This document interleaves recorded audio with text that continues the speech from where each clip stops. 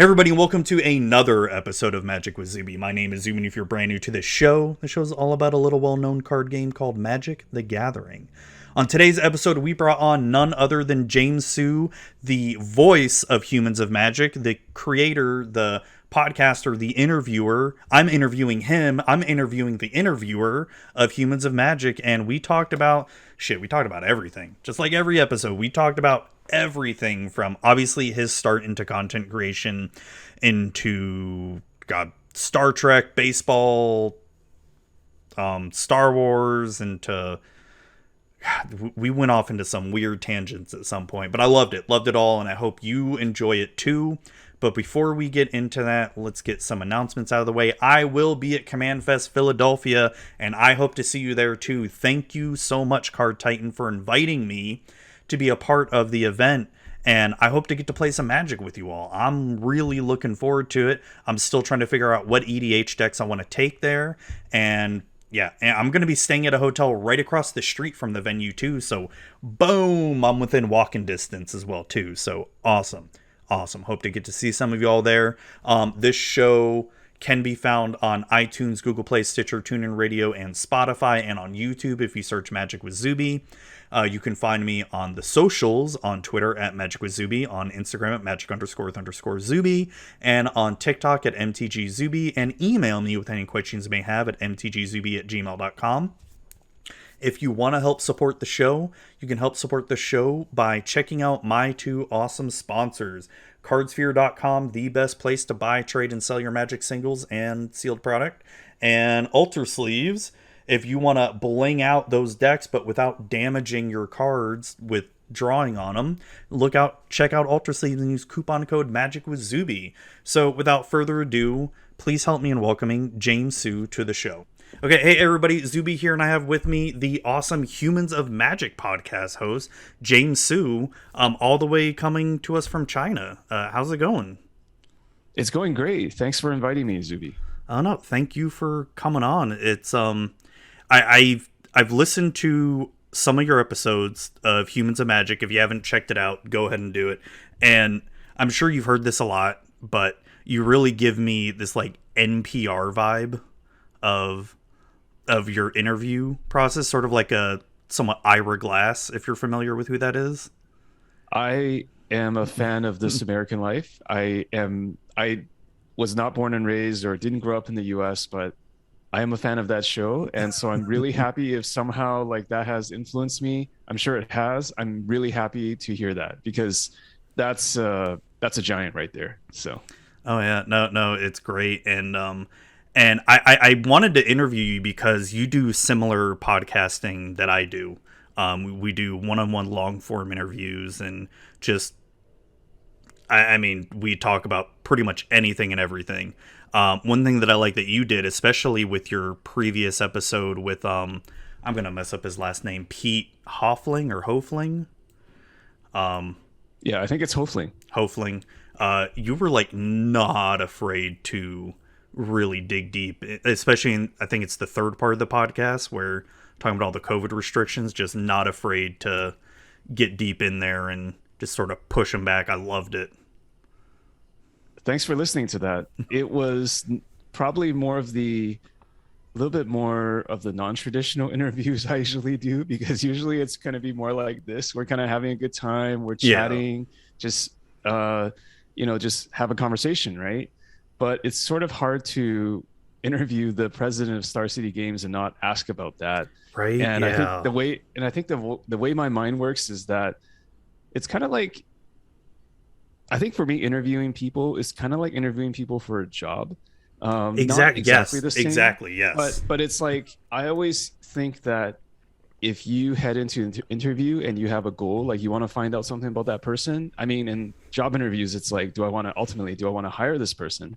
But if you, as an interviewer, finish the interview and you didn't get what you wanted, then that's really on you, right? That's really on you, the interviewer. So I really felt like doing that one, I needed to get that answer because I was really wanting to know the answer. And it's really hard to sit down with the president of SCG, especially during these times, and not ask that. So that's kind of where my mind was going. That's probably why I was pressing a little bit. Oh no, kudos to you on that, man. I don't know if I'd been as brave to do that. Then again, I've never interviewed someone at that level. You know, like I've interviewed some people from WotC, like Gavin and Michelle when she was the content creator or marketer. I forgot her title. Michelle Sutterfield. And I felt like I'd had to tiptoe around a little bit because, you know, I want to get to know them, ask some questions, but there's so much they can't say about, you know, Magic or the product where it's just like, you also don't want to burn bridges too, you know what I mean? Absolutely. And I don't know if the Wizards process has changed, but these days, from my experience, you have to go to them with a kind of list of questions. They kind of have Oh, to know ahead of really? time what you're going to talk about. So it's not like interviewing Hillary Clinton or anything, but there's a kind of guideline, you know, because there's a Wizards sort of brand or ethos that they want to represent, and I think it's Oh totally yeah, of fair. course, But yeah. it's that's from my personal experience. That's funny you say that because I can't remember too much about when I interviewed Michelle, but I do remember when I reached out to Blake about wanting to interview Gavin. You know, he had the same things, like all these questions, like, you know, what do you want to talk about, blah blah blah. And then when I finally get Gavin on, he's just like, yeah, this is what I can and can't talk about. Anything else, I don't care. He's just like, just so easygoing. But I mean, I Yeah. get it. They have to do that firewall in front of. They can't just let him show up on anywhere. You know what I mean? Yeah. Yeah.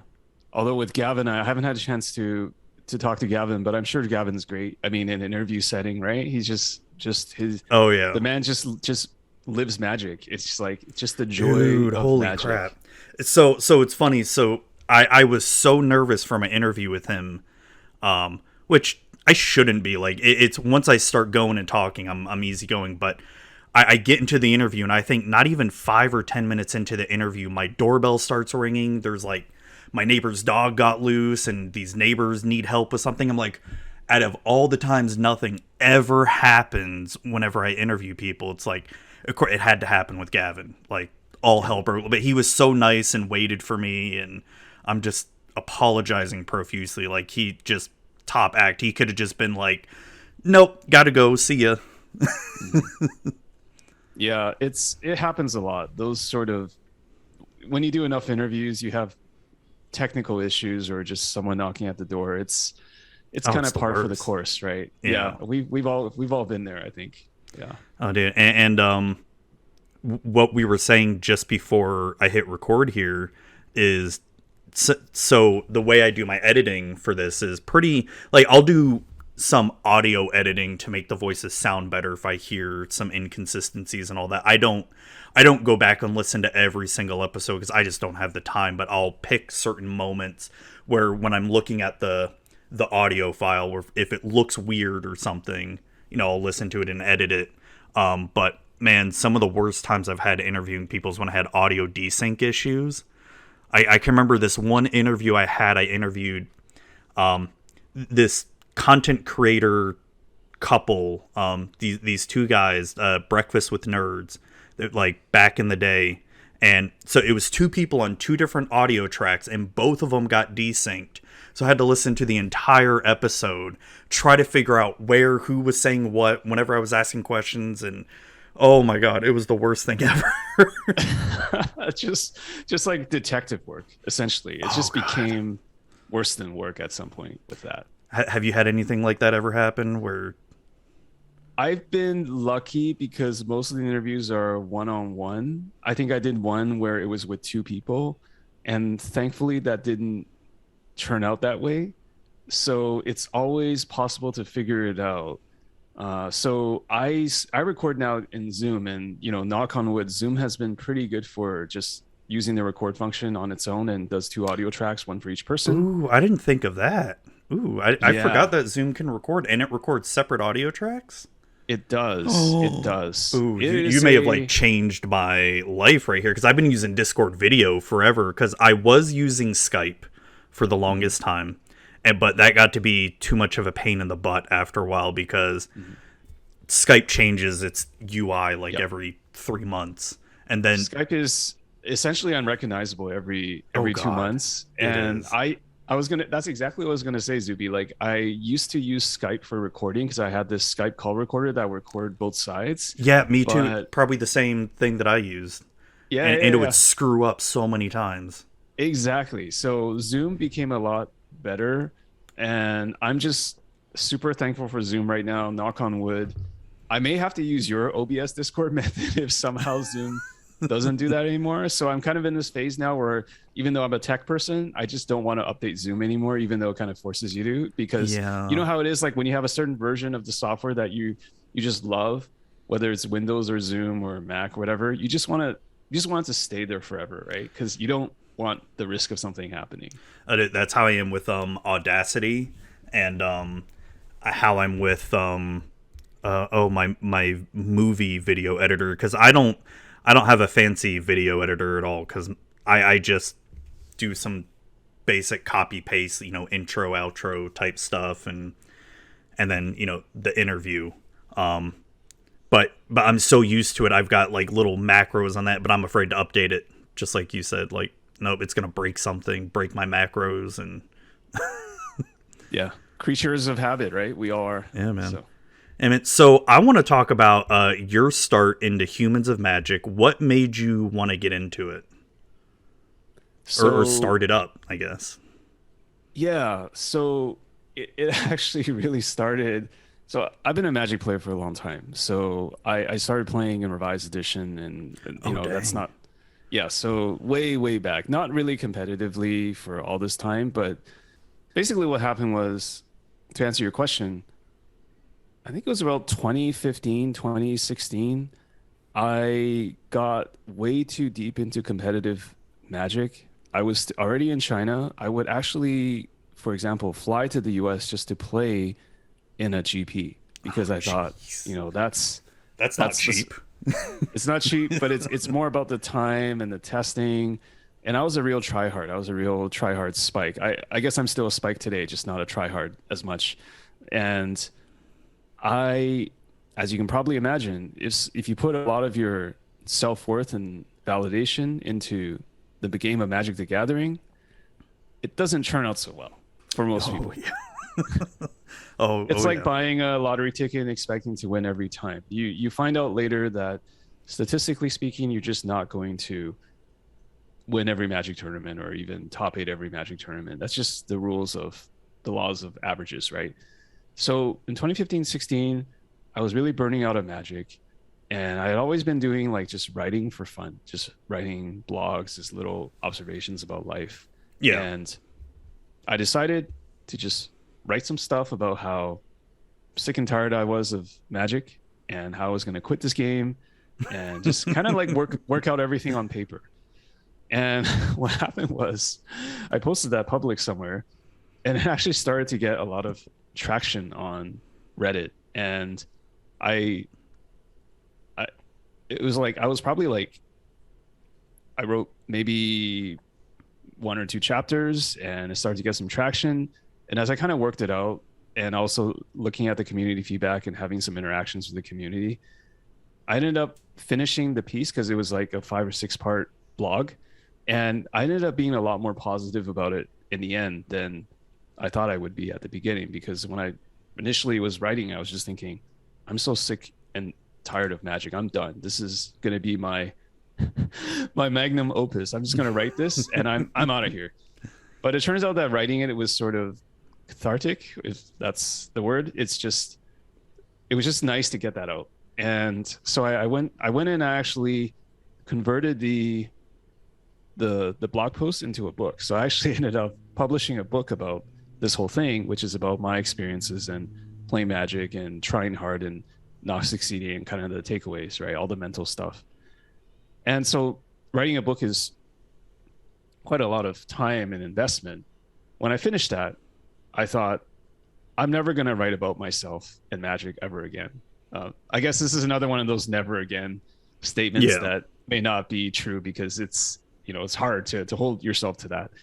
And at that point, my friend, uh, Julian Knab, Julian, who is a very well known person in the legacy format community, he's known for elves, but is really just strong at all kinds of legacy decks or Magic in general. He really encouraged me to think about, what other projects can I do? Because in my mind, I was just thinking, well, I'm done writing about myself. So let's turn the tables and let's think about how to feature other people, because I don't want to talk about myself anymore, but I still am thinking about all the things that I learned as a Magic player and, quitting and succeeding and all those things. How can I find out how other people think about Magic? And what is something that I can do which is more about my strengths? Because I'm not a high level player, right? I'm a spike, I'm a tryhard, but I'm not someone with incredible results. I've never played in a pro tour, never will play in a pro tour. And so what can I do? What's my contribution? What's my angle? So that's kind of how Humans of Magic started, was just thinking about, how do I do a Magic podcast, which is about fulfilling my own creative itch about wanting to know more about people, but also still being in the Magic space and all that kind of stuff. So sorry, that was a very long answer, but that's fine. That's fine. That's basically how Humans of Magic started. And the idea came from, after writing the book, Let's Do Something Else. But I mentioned Julian because, he was also hugely influential, and he encouraged me to just say, James, if you're thinking about this project, just try it, just do it. And I'm really glad that I took him up on that advice. Yeah. Did you ever see yourself going for this long? Like, when did Humans of Magic start again? 2016. Oh, so you started the same time I did. Okay. Yeah. We have some sort of bond through time and space, right? Because you're definitely a lot more prolific than I am. You've done a lot more in terms of output. So I guess. No, it's yeah. So because when I started Magic with Zuby, it was not an interview podcast at all. I was at the time wanting to showcase my experiences from what it's like to go from the kitchen table to going to your first F&M and then going above and beyond that. And so you'll listen to a lot of my first episodes, and that's what it's about, right? Like going to that next level. And then somewhere along the way, like I started interviewing some people, like judges, like LGS owners, just to, give people an idea of what it's like. And I just ran with that instead. I just loved interviewing people. It just turned into, I want to interview everybody. Mm-hmm. And like you said before, it's like a job interview. And at the time when I started it, I was in a manager position for an IT manager. And so I was already interviewing people a lot for positions, and doing this podcast just helped me elevate those interview skills. Because you're right, it is very much like a job interview, but not so much on the line, though. No, absolutely not. It's far lower stakes, but I think it's still good just to get a sense of who the person is, right? I mean, in as so much as you can do in one interview, because I think there's also a lot that goes into how people represent themselves and how you see them.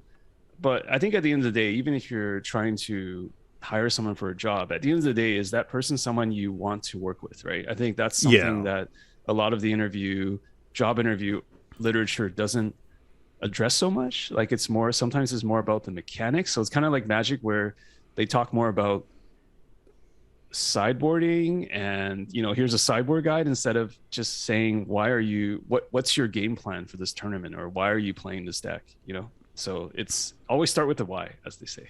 Yeah, no, it's I've interviewed so many people for jobs, and I mean not just the podcast, but for jobs. And you're right, it is how they are going to fit in that team, because you can teach people skills, easily. Like obviously you want people to have some sort of foundation for whatever job you're interviewing for, right? You don't want someone fresh out of high school if you're looking for like a SQL programmer or something like that but if they have a basic understanding but they don't have the higher tech skills, those are trainable. But if they get along with people, are good, then hire them. So I know you also worked on. I want to get more into Humans of Magic, but I do want to bring up Cardboard Live.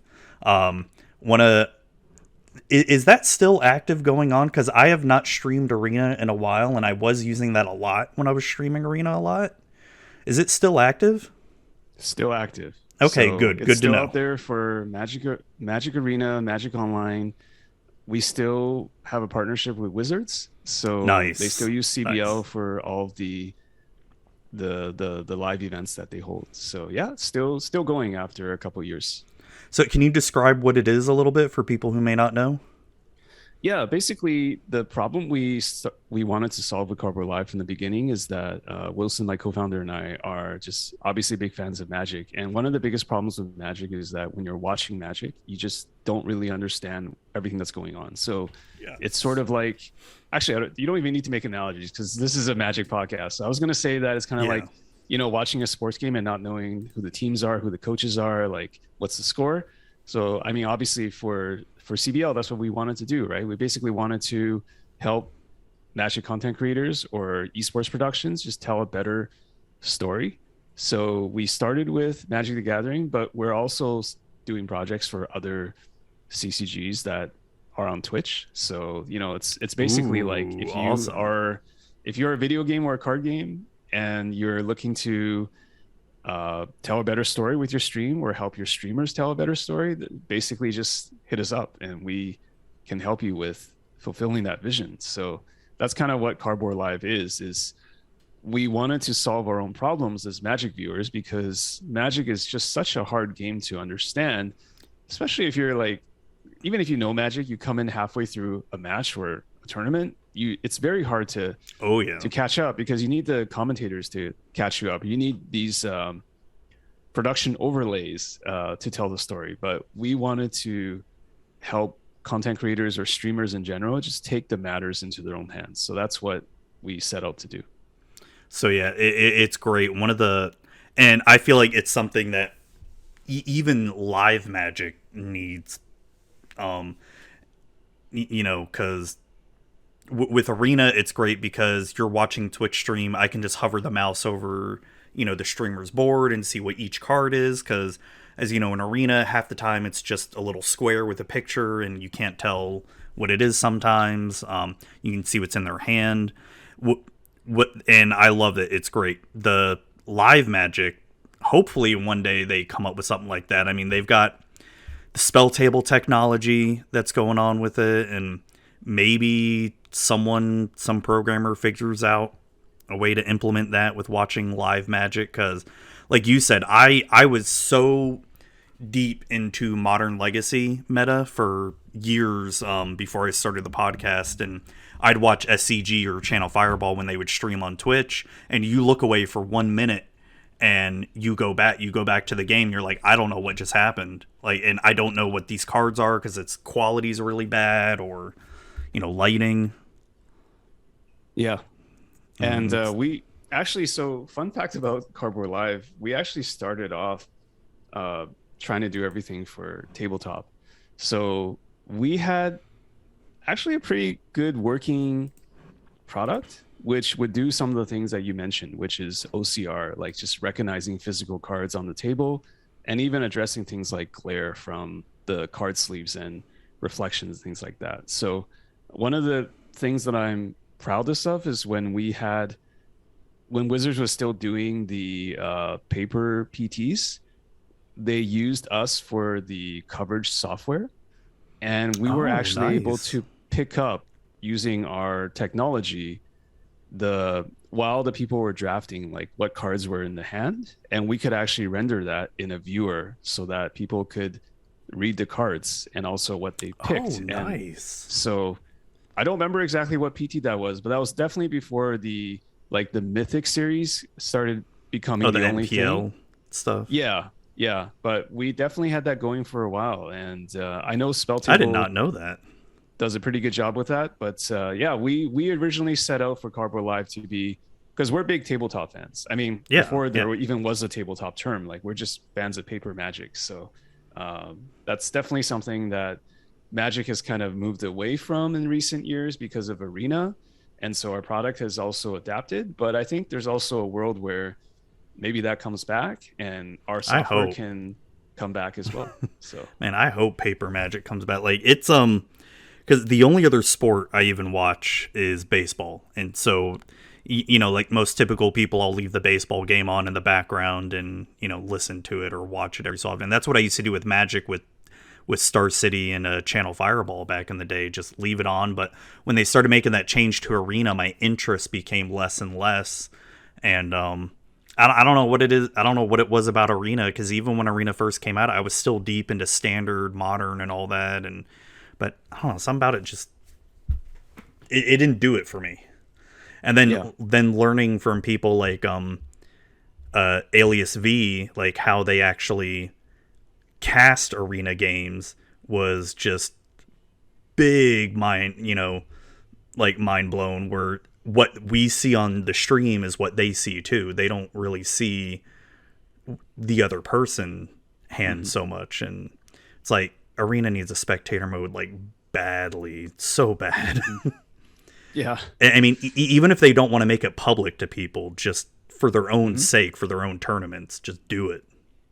Oh, absolutely. Absolutely. Yeah. And I totally get also what you're saying about like just the analog version of the thing being so much better, because I'm not a huge fan of baseball. Actually, my co-founder Wilson is a huge baseball fan. He's probably the biggest baseball nerd out there. And I think there's an app. I don't know if it's just the ESPN sites or the app where you could watch the games or maybe the replay of the games where it's all just digitally rendered instead of the actual game. Maybe it's just like the play-by-play or some sort of uh I know I've seen play-by-play stuff of yeah, that. yeah. And I mean, maybe a bad analogy, but there's no way that that could replace the actual watching of the Oh baseball yeah, for game, sure. right? Yeah. Yeah, it's just like I've I've watched a few baseball games in the US in the stands, and it's just it's also so different, like just baseball in person versus baseball on TV. And it's very hard to explain it to someone until a noob like me does it for the first time, because you realize that when you're there watching baseball in the stands, like it's kind of like you only spend about 30% of your attention on baseball, but then the other 70% you can be just chatting or like enjoying the food or the sun, and it's Yeah. just the greatest feeling. And you just don't have any of that if you're just watching baseball on TV. And somehow, like, surprise, surprise, like watching baseball in real life, the game goes by a lot faster It too. really So, does. It does. No, the thing I love with baseball is I'm not huge into it, right? Where in terms of some people, they know, stats and figures of every player and all this stuff. I only follow my home team, Tampa Bay Rays, being in Tampa. So, mhm, um but the thing I love about it is like the pitcher and batter. It's like a chess game. It's a mind game of what is the right. pitcher going to throw, and can the batter be able to hit that, and those kind of mind games of trying to psych out the batter and what are they going to do in that Mhm. aspect. But yeah, you're right. I love seeing live baseball. I'm like that with other sports. I don't really watch football or hockey, but going to an actual football or hockey game, it's so much fun. The energy is just great. Mhm. Yeah, and you're in a place where you have access to all the major sports, right? Because you've got NHL and NFL, like Yep. pretty much everything, if I'm not mistaken. Yep. We've got they've been calling this Tampa Bay the past couple years Champa Bay, because the Bucks won the Super Bowl in 2020 or 2021. We got Lightning won the Stanley Cup 2 years in a row, and Tampa Bay Rays won the division championships a couple years ago. So it's like actually having a home teams to be proud of. Where before Good. they were like garbage for the longest time ever. Mhm. But I mean, it's all money though. Being in China, like, do you have any kind of baseball? I know Japan has baseball leagues. Does China have any baseball leagues or anything like that? Not that I'm aware of. I think hockey might be bigger than baseball in mainland China. Oh, interesting. Basketball and soccer are the biggest sports. I would say for younger people, definitely basketball now, especially with the NBA. And Yeah, there was yeah. also a Chinese basketball league, but most people Yeah, just basketball enjoy the makes NBA. sense. Yeah. Yeah, And yeah. soccer makes it. Soccer's big everywhere in the world except in America for whatever reason. I'd rather watch soccer than football, to be honest. I know that's sacrilege for Americans. Yeah. Not sacrilege to me. I mean, Yeah, I totally get where you're coming from. Yeah, it's the beautiful game, right? So yeah. I mean, especially what really got me into soccer was I had a boss who was from Turkey and immigrated to America, and he when the World Cup happened, what was it, 2018 or something like that? I think it was, or 2019, whatever the last World Cup was before the pandemic. Um, he and I would watch a bunch of games, and he really taught me like what to look for in soccer because like most sports there's a lot of little granular details that you just don't know about if you're just a casual person, and he got me into hockey or soccer that way, just teaching me like what every position does and the different kind of plays they do, and all that. It just got me really more interested in it, and it makes me wish soccer had a bigger presence here in America too. yeah, why do you think that is? Because I've been hearing for decades that, they keep trying to promote the popularity of soccer. Obviously, a lot of kids in the US play it growing up, Yeah, right? yeah. So why do you think that is? Is it just that the other sports are just so much more popular or what? Well, football's like the most popular sport across the board in US because the amount of money it pumps out is just insanity. And I'd have to say the next biggest sport in the US would be basketball, if I had to guess. Because, you have figures like LeBron James, and it's the only one. I don't follow basketball, so that's like the only one I can think of off the Okay. top of my head. I mean, that's the only one I follow, but and the only thing I know about MLB is that, sorry to interrupt you, but it's Sure. like I do remember last year maybe or 2 years ago there was like some, not even meme, but just a trend of like MLB players complaining how like Steph Curry could like just bounce a basketball and get a million likes, and the MLB players, baseball players, like they don't get any attention. So that's like the one thing I remember about that. So I think basketball Yeah. is definitely up there in terms of popularity, right? Yeah, yeah. It's and plus with football and basketball, it's a bit easier to get personalities like that. You have your cult of personalities in football, like Tom Brady and LeBron James for basketball, and soccer. Just the problem is, I feel like it's got to be like a marketing or branding thing, right? Because everywhere else in the world calls soccer football, which Mm-hmm. makes sense. And here, football for us here is the pigskin version, where the oval ball, Yeah, and you don't ever really kick the ball that much, right. and it's also like a toxic masculinity thing too, because football players, they're big and tough and can beat people down, and they bump into each other, where there's so many of the memes of soccer players where they barely get tapped and Mm-hmm. fall down and Yeah, cry and all that yeah. stuff. So Well, also a problem in basketball now too. This is the flopping oh and all yeah, that that too. stuff. Yeah. Yeah. But I don't know, I mean, I guess from American point of view, it's probably not as popular because America, we're number one. We do it the best. So I don't know. I mean, I like to say it's getting a little bit more popular, but I don't know. I think it's kind of like just I think it's just natural people to gravitate to the number one or number two choice. So it's like Yeah. the analogy I would make is, why use for if you want to use a search engine, why use Bing.com if there's Google.com, right? Yeah. So if there's already American football and your second choice is the NBA, like how far down in terms of sports are you willing to go? Like you could be a total sports junkie and watch everything. I'm sure there are a lot of Oh people yeah. that do that, but people have their preferences, right? So if you already have like three sports you're following, it's kind of hard to get into the fourth one. Oh yeah, for sure. For sure. It's I don't know. It's and I feel like the past couple years, football's been under a lot of scrutiny too because of all the CTEs, the concussions that the players have been getting, and how the lifespan of a football player is not very long compared to a lot of other sports.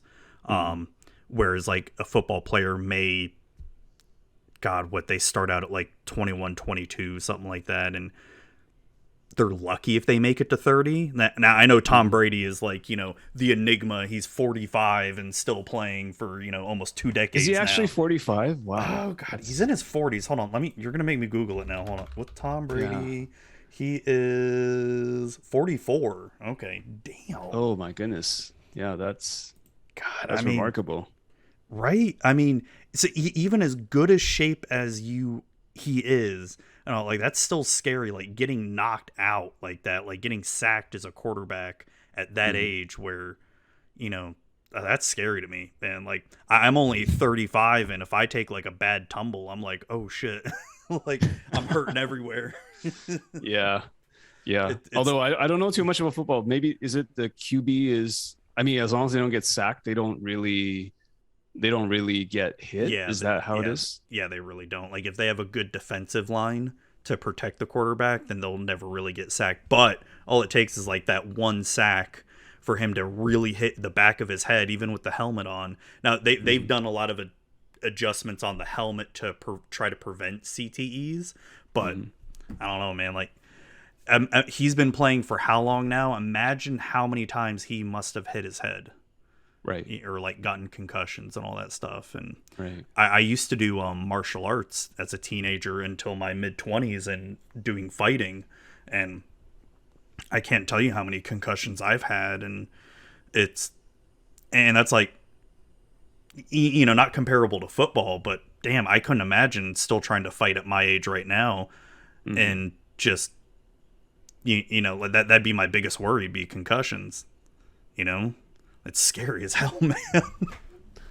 Yeah, and I can understand, maybe if you have a bad ankle, you can kind of work on that. But how do you work on not getting concussed if someone's actually going to come at you with that full velocity? So that's pretty hard to do. I don't think you could train for that, right? You can't like train your head to be stronger. You can't.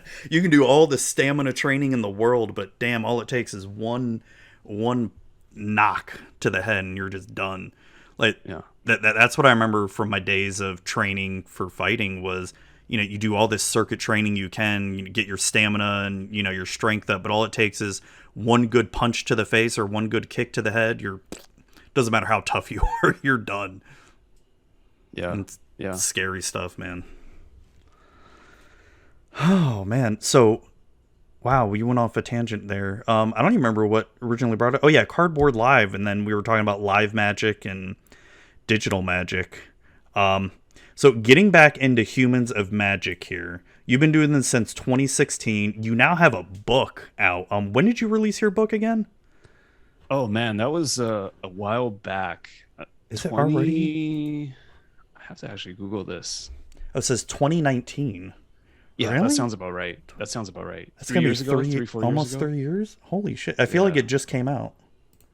Because I remember that was like I remember when it released, I was like, oh shit, that's awesome. Like I didn't read it or anything, but I thought it was just really cool that you did it.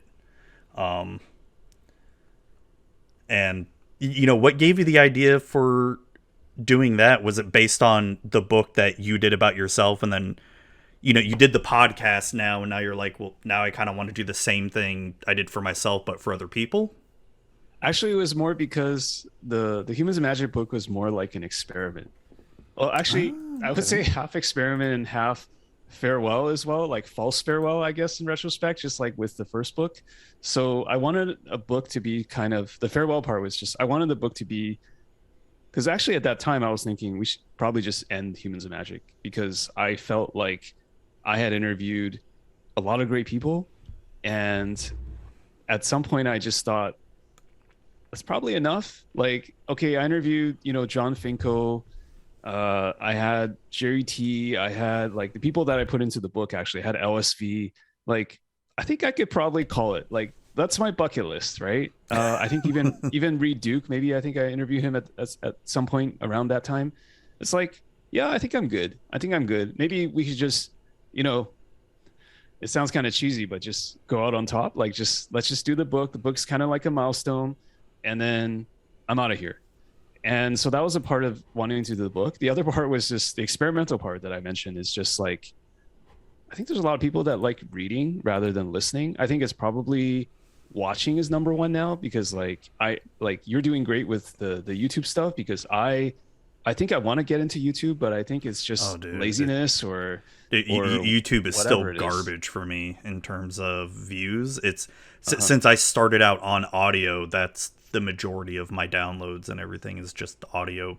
I've got a few dedicated people who only watch the YouTube, and I originally took it Yeah. away, and I got like complaints from them. I'm Oh, you got like, complaints. and, Yeah. and and to be honest, it was only like a small group of people, and I'm like, you know what? Mhm. Okay, fine, just Mhm. I'll bring it back for you, and so it's No, I mean, so yeah, I mean, I would love to do the YouTube stuff and throw it up there if I could. I mean, I'm not like, I mean, I consume YouTube like everybody, so it's like I thought, I think that would be cool. Like, basically, the whole point I did a podcast in the first place is like I yeah, thought people will prefer something like this. But the book is also just like, every once in a while I will do a podcast episode, and because we do long form, right? You do long form, I do long form. Somebody will be like, "Hey James, I heard it was a good episode, but can you just give me the text? Like I don't really want to listen to 2 hours with this person." And and so I thought, yeah, maybe I could just make it into text and just edit it, and that would be kind of a book. Because even before the book, I was doing transcripts, right? I think transcripts are kind of nice if you just want to skim the interview. And but I feel like a lot of the personality is kind of lost if you're reading just the transcript. But I mean, for to each sure, their yeah, own, right? yeah. So yeah, so I think that was part of the reason I wanted to do the book. Obviously, I kept on with the project, but at the time, that's kind of what I was feeling. So, Nice, nice. So that's awesome. How did just curious? You don't have to talk about it, but how did sales do on it? so modest. I would say modest. Was it more than you Uh, expected? it was around what I expected. The one point in time, okay, I'll just be honest about this part. So I I reached out to the professor, the prof, whom I know Mm-hmm. you've also interviewed on this show. He's a great guy. I asked him if he could do a video review on the Humans of Magic book, and he was really nice about it. He actually did one. So the moment his video came out on my book, my sales basically doubled like overnight. Oh, that's Like awesome. it's just I don't really want to disclose the numbers, but Yeah, yeah. That's you he don't have he to. Yeah, definitely like before that I was basically on expectation, but after that he definitely exceeded my expectations just by that very generous act. And because his review is awesome, he actually read the book and made a really good fair review, I think. So mm-hmm. yeah, so I would say if I had to do it again, I know you didn't ask me this, but if I had to do it again, I would not do a book because the book is just like there's so much that goes into it. There's the editing. I had editors. There's the layouts. I did a glossary too because I try to create a book where you could read it even if you didn't know anything about magic. So I put all the magic terms in the glossary. So if someone mentioned in interview number 8 about mana burn, you could actually go, or mana screw, you could read about what Oh, that okay, was, okay. right? So I basically way overthought this project, and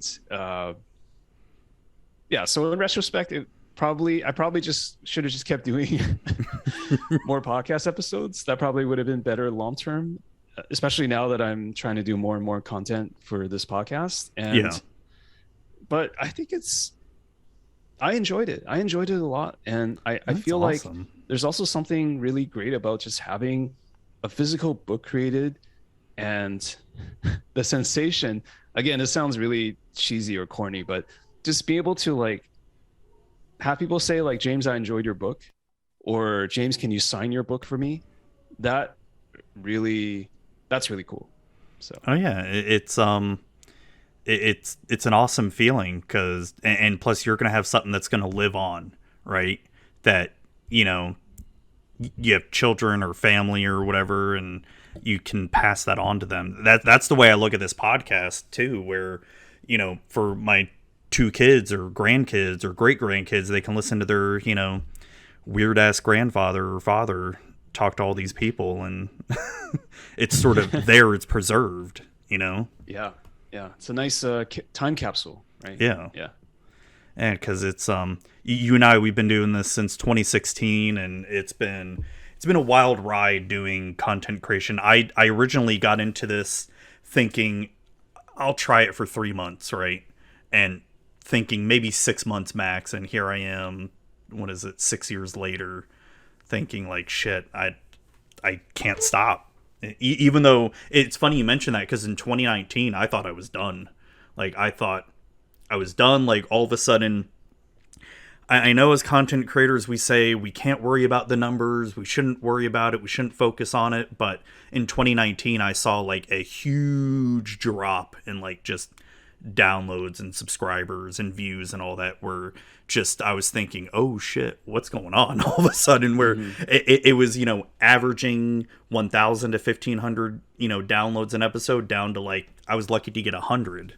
And I'm like, right, what the fuck is happening all of a sudden? And that was like that for a few months. So I'm like, maybe I'm just done then. Maybe it's just... And I was also going through some stuff personally, and, took a few months off, and God, it's just been... haven't stopped since. Have you gone through anything like that before? Definitely. So I think it was 2019 or 2020 with COVID. I don't exactly know what it was, but I definitely saw the numbers go down as well for my podcast. And I think I was confident, just in terms of, I didn't think it was like a quality drop that led to it. I think it really was just the world was changing, or maybe there are more options out there. There's more things that people are doing with their time. Maybe there's less commuting, especially with COVID. So there's less podcast listening. So I don't begrudge anyone or the world for that. But there definitely was, like I said, I thought the book would be kind of a nice cap to it all, because my mindset was a bit different back then. Because I was thinking back then, there's a bucket list of people that I want to interview. And if I can just climb the Mount Everest, then I'm done. But I think what really changed over the past 2 or 3 years, actually, especially this year, because this year I started to really focus again on just doing weekly episodes and trying to do more. I think what really changed is just understanding that I really love interviewing. I really love being an interviewer. And maybe it's just whatever, maybe it's my ego or something, but I think I'm decent at it. So I want to keep doing it. And I still feel like there's more to learn and there's more to experience. And I don't care about the names on the interview anymore, like my guests. I think it's not about a bucket list. It's more about, like, because right, this whole thing that we're doing, it's not performative. It's really just like try to get down to how people think and how they enjoy Magic and how they enjoy different things and what they're going through, and who they are as people too, because that's always been that's always been my goal of this, where before I started, I've heard other interview podcasts where all they really talked about was Magic, and how you got started in Magic, and this and that about Magic and your life in Magic, which that's fine. I'm totally down for that, and I've had interviews just like that, because that's all I could really get out of the person. But what my goal is for every interview is to really try to get people to know who James is, right? Like what makes him tick, what kind of person is he outside of the podcast. I always like to say, for Humans of Magic, if less than 10% of it is about Magic, then that would have been a success. Yes, we spend 90% of our time talking about anything other than Magic. Magic is just kind of like the pretense to talk to the person. And if we end up talking about other stuff like baseball or whatever, I'm totally down with that. Totally down. Oh yeah. Some of my best episodes I've done where it's just like okay, yeah, you're a Magic content creator. All right, now we're going to talk about, XYZ now for 2 hours. And then 2 hours goes by and you're like, what the hell? It's already done. Shit, we got to go. Yeah. But I definitely feel you on that, what you said earlier, Zuby, which is like, uh, we like to pretend it doesn't matter, but the numbers do matter. And there is something very validating about that. And Yeah. I'd be lying if I said I didn't look at that stuff, or even like how many likes or retweets something I did has. It's just, it's it's a battle. So It is. It's really a battle, man. Like there's times where I've gotten better over the years of not letting it affect me, but there's been times where it's just like, you talk into the void, and and I've noticed with podcasting, it's I don't know about in your experience, but it feels like it's rare to get feedback from podcasts, even if that episode does like 1,000 downloads or 10,000 downloads, the actual feedback is going to be very little, if any. Because I think about my own podcasting habits where I listen to some other podcasts and I never give any feedback, right? But I'll listen to them religiously, but never ever go to the creator and say, "Hey, I like what you're doing," you know. yep. So Yeah, like it, you might share it with your friends, but that also doesn't go back to the creator, right? yeah, So yeah. So it's so nice to get that validation. Like the biggest moment for me was when oh god, was it Star City Game? No, Channel Fireball. When Channel Fireball invited me to Grand Prix Dallas, and back before they called a Magic Fest, and they were doing like a meet and greet thing for a few hours, and I'm thinking, yeah, I'll be lucky if I get one person to show up, right? And to want to meet me or whatever, and freaking. And I'm not trying to toot my own horn, but it just blew me away. Like I had like a line down the table, people wanting to meet with me, play Magic with me, and I'm all like, it was so overwhelming. I'm like, oh shit, this is too much. like that's it was super awesome. It was Yeah, I'm awesome, happy for but you. it was just, oh god, it was crazy. Maybe a little too awesome, too much. Yeah, like the next day, because that was on a Friday. Then the next day on Saturday, I kept it so low key. Like I didn't wear any Magic with Zuby stuff, and I'm all like, okay, I just need to, not have people see me or whatever. Like I didn't have Yeah. anything saying Magic with Zuby anywhere. I'm like, nope, I'm good. hmm Yeah. But you know how they can still get you is that they can recognize your voice too, right? Because if someone's listening to God. your podcast, every once in a while you'll be somewhere, and then they'll be like, "Hey, you're Zuby, right? I recognize your voice." So funny story. I actually interviewed someone who recognized my voice. We brought him into a face-to-face interview, and they were a Magic player. One of the things that I would always do in interviews, get to know the person after going through the tech stuff, and because I'm in IT, so go through tech stuff, and then the guy I'm interviewing, he's like, yeah, I play Magic, da da da da da. I'm like, oh cool, yeah, I've played before too. I don't want to tell the person like, oh yeah, I'm this fucking huge ass geek into Magic, and I've got podcasts and all that stuff, because I'm not gonna go off, I'm not gonna come across like that. And then he's like, your voice sounds really familiar. I'm like, oh, interesting. It's like, do you do a podcast? I'm like, yup. And I'm like, oh Jesus, fuck. You wanted to keep it low key, but Yeah. it's kind of hard to mask your voice there. Yeah. We ended up not hiring the guy anyway, so it was it was other reasons. It was not not because of that. I think we found someone better. I don't want that person I don't want to hire someone who knows that I have a Magic podcast, so we're not hiring. Right. I'm just kidding. No. It was for, dude, that was so long ago too. I don't remember. But have you had that happen where someone recognized your voice or anything? Or Yeah, when I was doing paper Magic events in the US, it was just like, I don't exactly remember when or where, but it was probably one of the SCGs or a GP. It just you just get people recognizing your voice. Maybe someone even sitting next to you during a match, and that's That's kind of fun. I Yeah, it like it. I is. say thanks, and they say, usually they say something complimentary, so I'm happy to take that. I also get stuff like when I play Magic online, like someone will be like, "Hey, are you the Humans of Magic I've podcast?" had And that I'm like, before, yeah. "Yeah, yeah," because the name kind of gives it away, right? So that's kind of nice to get that too. Yeah. Yeah, that's cool. Have you ever had any weird fans ever reach out to you before? Actually, almost none. I don't even remember. I'm not even pretending not to recall. It's been almost universally good and non-creepy. I don't know. I'm guessing you're asking the question because you probably got something in the past, right? Oh yeah, a lot. And maybe I can tell you off air because I don't know if they still listen or not. Okay, okay. You don't want the It's stalker to know. it's Okay. been a few years since I've heard anything, but no, Okay. I've had some interesting encounters with people before who, yeah, we'll just leave it at that. Just Yeah. Yeah.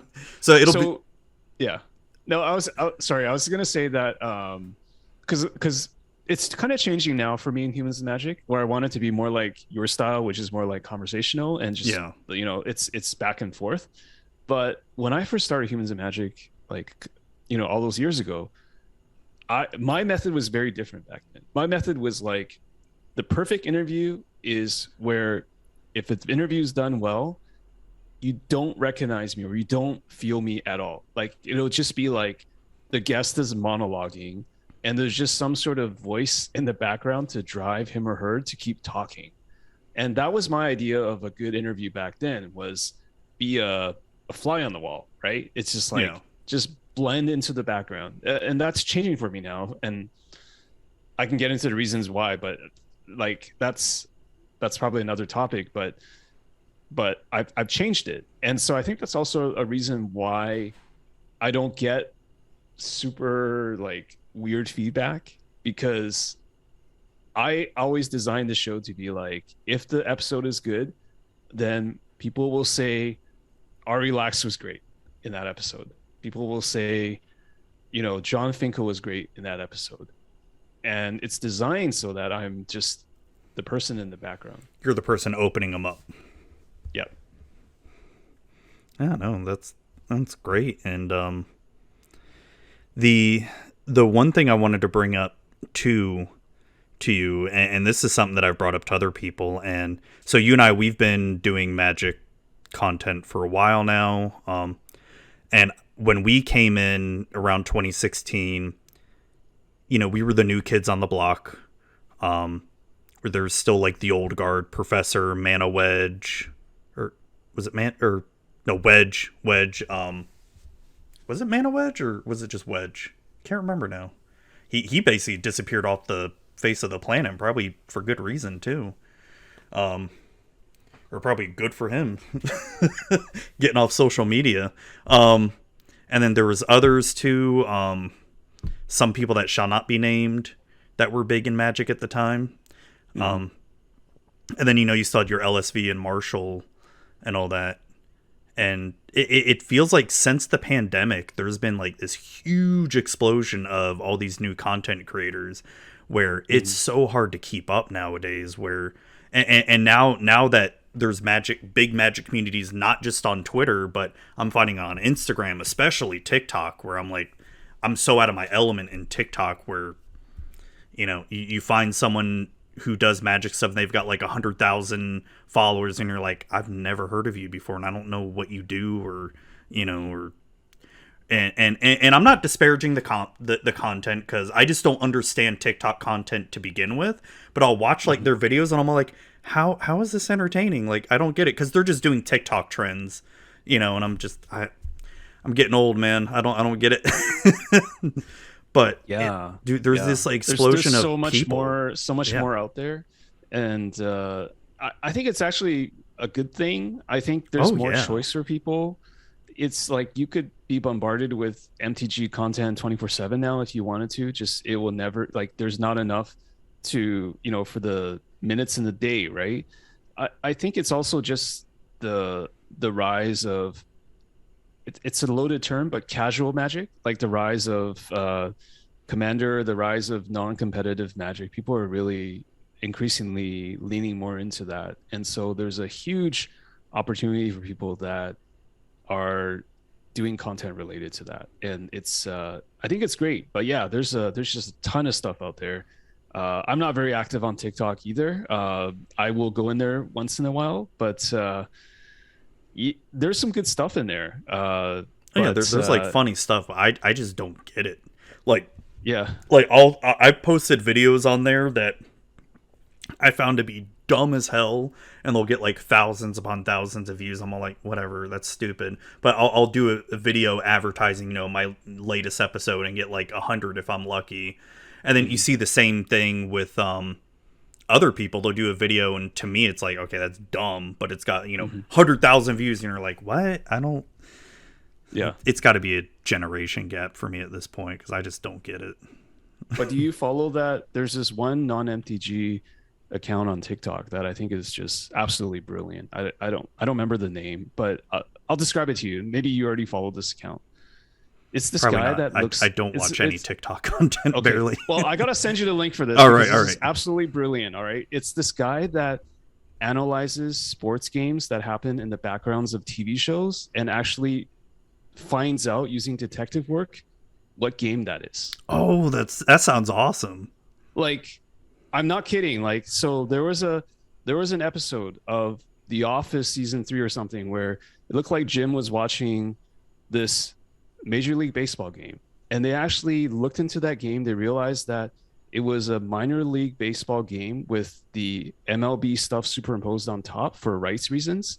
And the guy actually went on this like incredible, like, you can just imagine like how many minor league teams have this colored jersey, this number, and it's only like the guy's back. He actually went and did the homework and figured out like it was this game, this player, this minor league team. It was just the most absolutely incredible thing I've ever seen. The guy does it. I don't know if he does it for a living, but he does it for like all major sports, and it's absolutely fucking incredible. Oh, you gotta send me the link to that. That sounds fun as hell, just to diving down the rabbit hole like that. That's awesome. Yeah. So it's not all TikTok dances. Like, so, there's some cool stuff out there. It just shows how big the world is. Oh yeah. When you're looking to get guests on your podcast now, how do you vet people that you want to bring on? Yeah, that's a good question. Number one is just my own curiosity. If there's something that happened recently with that person, or they said or they did something, and I really want to get it deeper into that, then that's a big motivation. Another way I do the guest selection is, honestly, I have a small trusted circle of friends in Magic, and I would actually ask them, like, who should I interview? It's not very scientific, but they gave me some of the greatest ideas over the past 2 or 3 years, and I'm hugely grateful to Cyrus, Marcus, and Jonathan. Shout out to the 3 of you. There's more people, but those 3 guys, like, absolutely incredible, just in terms of like just recommending people. So I think it's really just, but I think it's sort of like recommendations versus balancing it with my own curiosity, I would say. Okay, yeah, nice. That I was just curious because it's I'm similar, but I feel like I've gotten burned in the past with a few guests where they came on fine, and then it was like 5-6 months down the road they do something dumb on social media and start this big whatever drama BS. So I'm like, nope, okay, got to be more careful now. And I definitely vet people out more by checking social media is the biggest thing to see what they're posting and what they're doing, and sometimes checking out their content too if I get time to really dive into it enough. But like I said, man, there's so many people out there now. It's like I can't keep up. Like I've got because every so often I'll go online and just say like, hey, who do you want to see on the podcast? And I'll just get list of names, and I'm like, oh my god, there's no way in hell I'm gonna get to any of these people in like this year or since. Mm-hmm. You know, Mm-hmm. it's Mm-hmm. so much. But So yeah, that's a tough one. Like, I'll say one thing too, related to what you just said, which is I think there are people that the word I'll use, the most polite word I can use is divisive. There are people that are very divisive in the community, like they're not mhm. universally liked. And actually, one of the things I would like to do more for Humans of Magic is to interview more of those people because I think the conversations are actually better when I don't agree with everything. I guess the last episode is an example of that. Yeah. Uh, but I think those are actually interesting when you kind of work that thing out. Or if someone has said something that seems not great on the surface in a certain number of characters on Twitter, I am actually pretty interested to find out more about what they're thinking there, Yeah. right? Or maybe what they learned from it or how they experience things after or before it. And so I actually want to challenge myself too to have more divisive people, within reason, right? Yeah, it's I know what you mean. I've been thinking that, and it's I don't have a Patreon anymore because I felt bad about still keeping one up because I just could never focus on it enough for to give people their money's worth for it. Because on top of a full-time job and having wife and kids and trying to do this, it it was just trying to add Patreon on top of that was just too much because this is a one-man show right here. I do everything with it.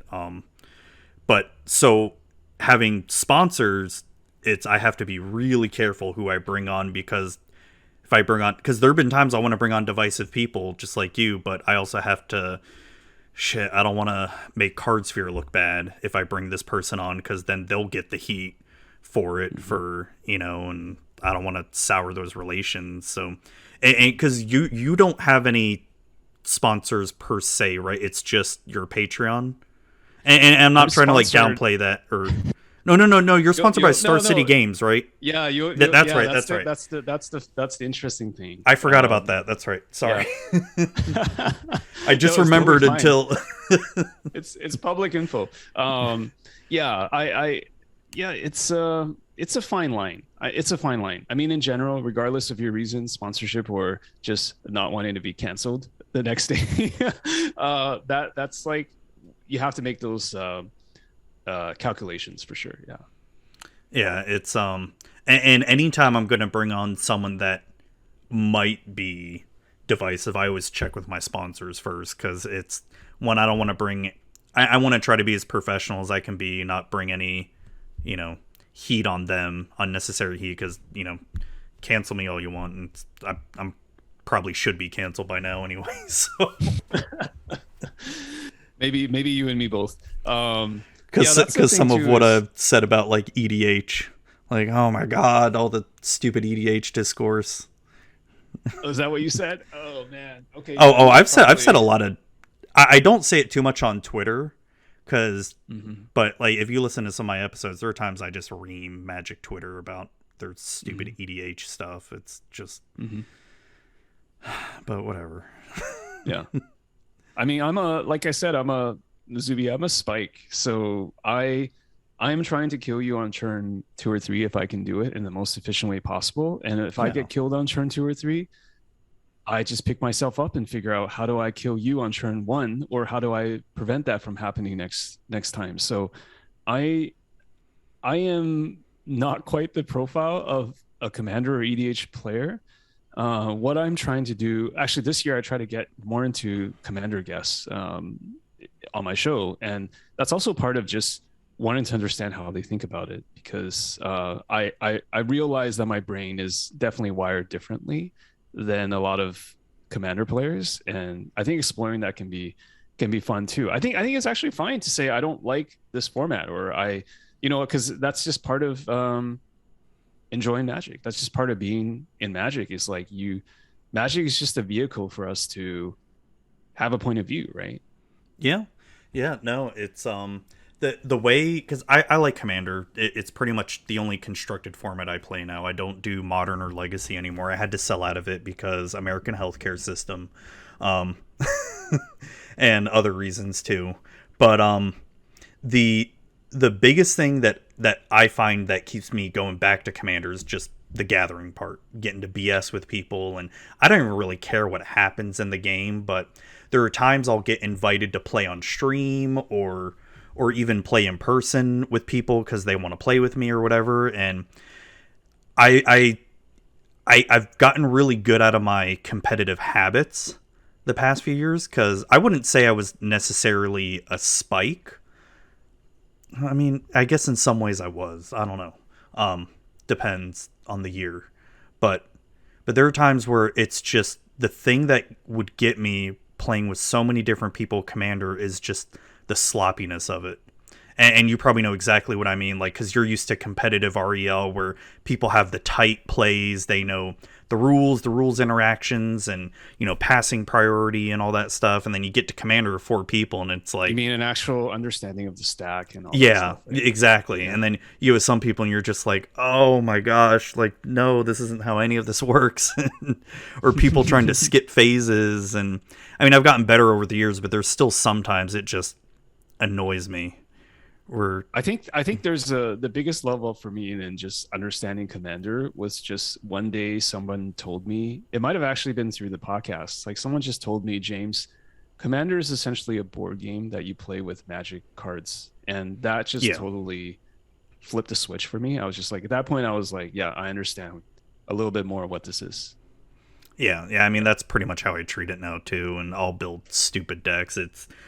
It's I don't care about being efficient anymore in it. I'm just I mean, yeah, I have my decks that are quote unquote competitive or near competitive, but I don't care anymore. Just it's if I had to choose one format to play for the rest of my life, it'd be draft or sealed, limited essentially.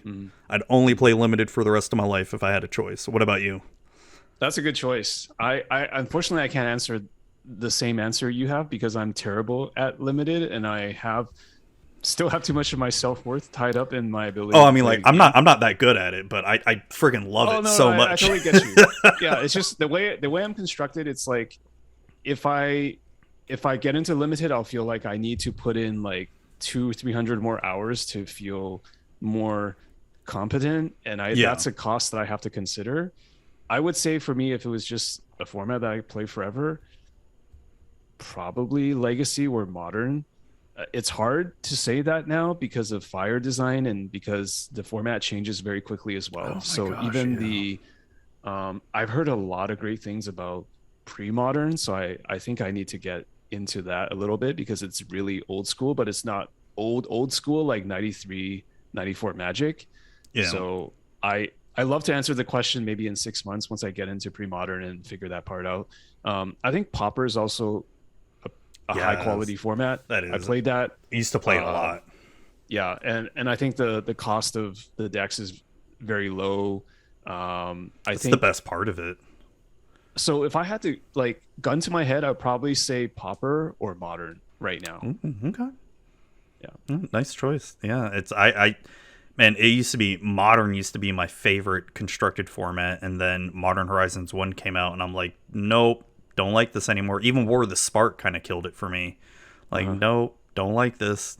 Just freaking Narset and Teferi and were the two big killers for me. Because I even played Blue-White Control and it made games go even longer before that. God, what else came out in War of the Spark that really changed Modern?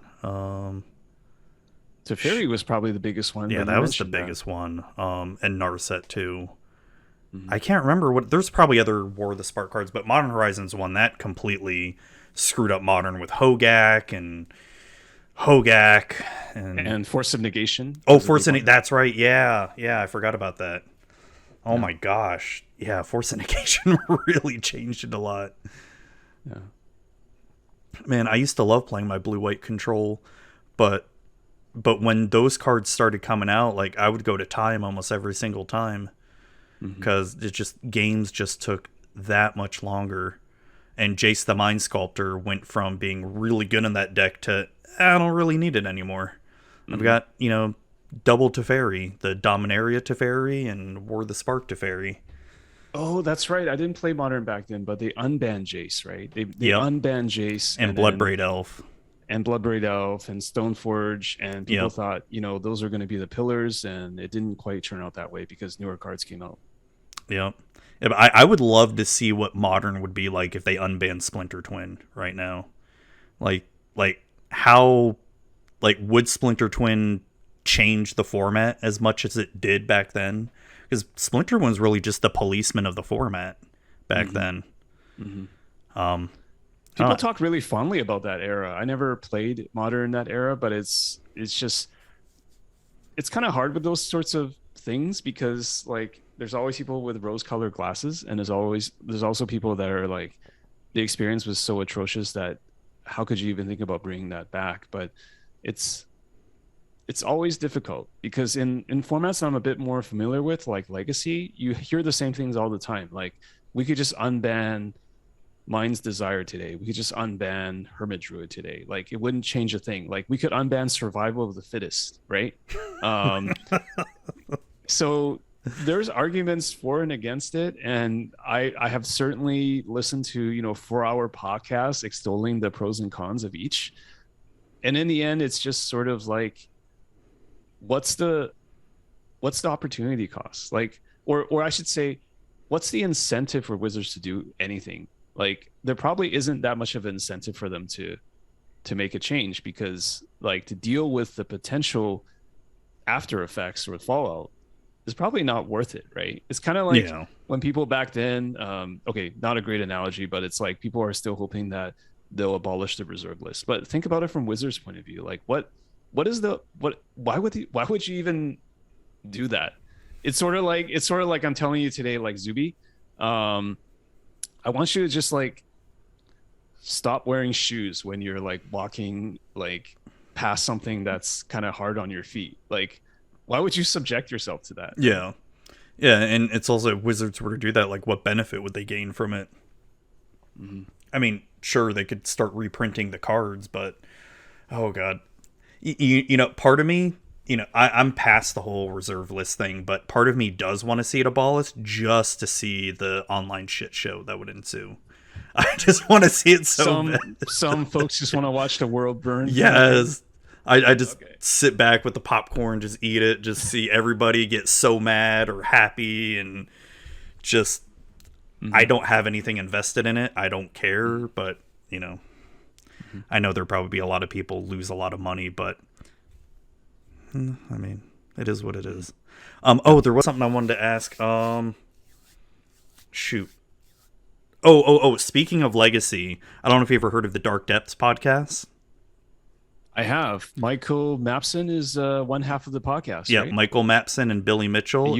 You had Michael on, I recall. I had Michael and Billy on in separate episodes. Man, and those were probably my most competitive minded episodes I've had in such a long time, because they just blew me away with how much both Modern and Legacy have changed over the years. And if you want some good people who know a lot about Legacy, either of those guys are just blow your mind with how much they play it, and just smart as hell guys right there. I've got a few Legacy people lined up for Humans of Magic in the to record queue. Nice. I mean, I'm not as close to the format these days, but I am still very much a fan, especially a fan of the people that play it. So yeah.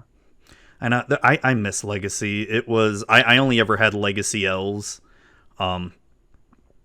and I ended up having to sell that deck, but that was my only Legacy deck I had, and I loved playing it. Loved being able to try to get turn 2 or turn 3 Crater Hoof out and just swing and win. Getting turn 1 stormed to death, or turn 0 stormed to death, or whatever. Yeah. And we had a really good local Legacy scene too, that our LGS at the time would allow, up to 10 proxies and all that. So, dude, I miss those days. It's just, you can't bring them back though. And plus with, I don't know, it's just not the same anymore. Like trying to play Legacy on Magic Online, it's not the same at all for me. Because once again, it was about the gathering. Mm-hmm. Absolutely. Still waiting for that day, man. Legacy GPs, please bring them back. I don't see. I mean, I'm 100% with you. I just don't see them ever doing it because it's. I just feel like the money just wouldn't be there for them. Yeah. You know, like they could easily make more money doing standard or pioneer GPs. Absolutely. Sad reality. Gotta get on a different train now. It's gotta be modern or standard or something else. Yeah. And have you looked at the prices of what modern decks are now? I have. I still actively follow modern, so I play it on Magic Online as well as. Paper. Oh, okay. Dude, some of these modern decks are ridiculous. They're like the cost of legacy decks were like 5 years ago. Yeah. It's god, like I don't. Modern Horizons 2 changed the game. Absolutely changed. That's what Michael and Billy were telling me. It changed it a lot for modern and legacy. Like oh god, what was it that came out in Modern Horizons 2? Was it Murktide region? There's Murktide region, really Ragavan. Pitch elementals. That's right, Ragavan. The pitch elementals like Solitude Fury. Yeah. Subtlety. Those were huge.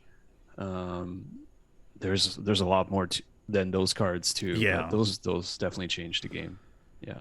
So do you like those? Do you like when those sets kind of come out and just completely upheave formats like Legacy and Modern? So I have a very unique view on that. I think because I basically primarily played Legacy, and when Modern Horizons 2 came out and it even crept into Legacy with Murktide and Ragavan and stuff like that, I was just like, that's probably the time now to get into Modern, because at that point I realized that there were no longer Sacred Cows in a Eternal format because new cards would just push old cards out very easily. So if Legacy was kind of starting to lose its identity for me last year, because it's just so impacted by new cards. Like they could do a Modern Horizons 3 and I'm sure some of those cards would get into Legacy. So at that point I'm just thinking, like, what is unique about Legacy now? Not a ton, if we're being honest. There's like probably like free counter spells and days and those sorts of like free interactions. But what if I took the Sacred Cow cap off for a second, right? So at that point, it just made sense to play Modern, like because like, so I'm saying my view is a bit unique because the cards were clearly pushed in Modern Horizons 2 and they impacted things like Legacy, but they were a bit egregious in Legacy because of how the other cards already were, like fast mana and enablers, right? And free interactions. But when you actually play Modern for the first time after Modern Horizons 2, which is what I did, it actually felt fine. It actually felt like it was designed specifically for Modern, and it kind of works. So I'm kind of subscribing to the Modern Horizons 2 like tide lifts all boats sort of theory, where I didn't have those preconceptions of what Modern was before.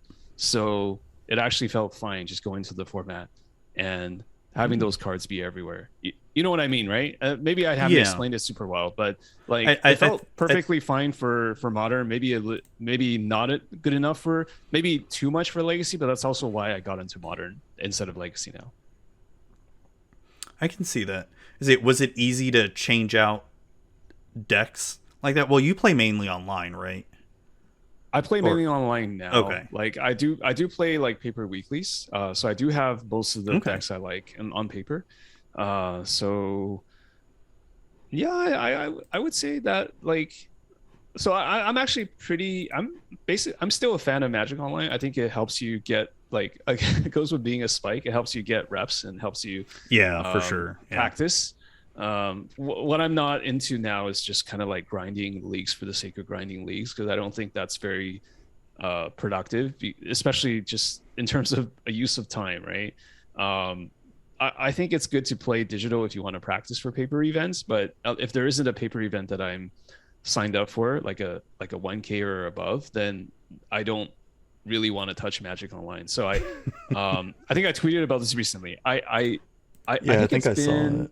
I think it's been like 50 days now since I I've yet to log into Magic Online, and that's probably the longest I haven't logged into Magic Online in Wow. 3 years since I started playing Magic Online. I did 35 days last year, and that was my record. Then I got back into it. Oh, okay. Okay. Yeah, I saw that tweet. Um, You can do the yeah. math, I guess. I think it's probably been about 50 days, 40 days, 40, 50 days. Oh, yeah, there was another tweet you quote tweeted that I wanted to get into, and I've been feeling this way more lately. I think you did it the other day. Basically, quote tweeting, I'm going to mess up this guy's name, Anzid MTG, Oh, Anurag. Yeah, yeah, yeah. Anurag, where basically you're enjoying doing more Magic content than actual Magic playing. I've been at that point for a while now where I still love playing Magic, but doing Magic content like this, especially the podcast, is way more enjoyable for me than actually playing the game nowadays. Hmm. Hmm. Is that how you've been Yeah, feeling too? I've definitely been feeling that. And I've felt that for two reasons, right? I think one is just a very simple opportunity cost, right? Because like the time that, we're playing Magic, we're not doing the podcast, or we're not spending time with our family or whatever it is. So I think that's a big part of it. The other thing is just kind of, uh, I think I tweeted this too. It's like just realizing that we're good at certain things.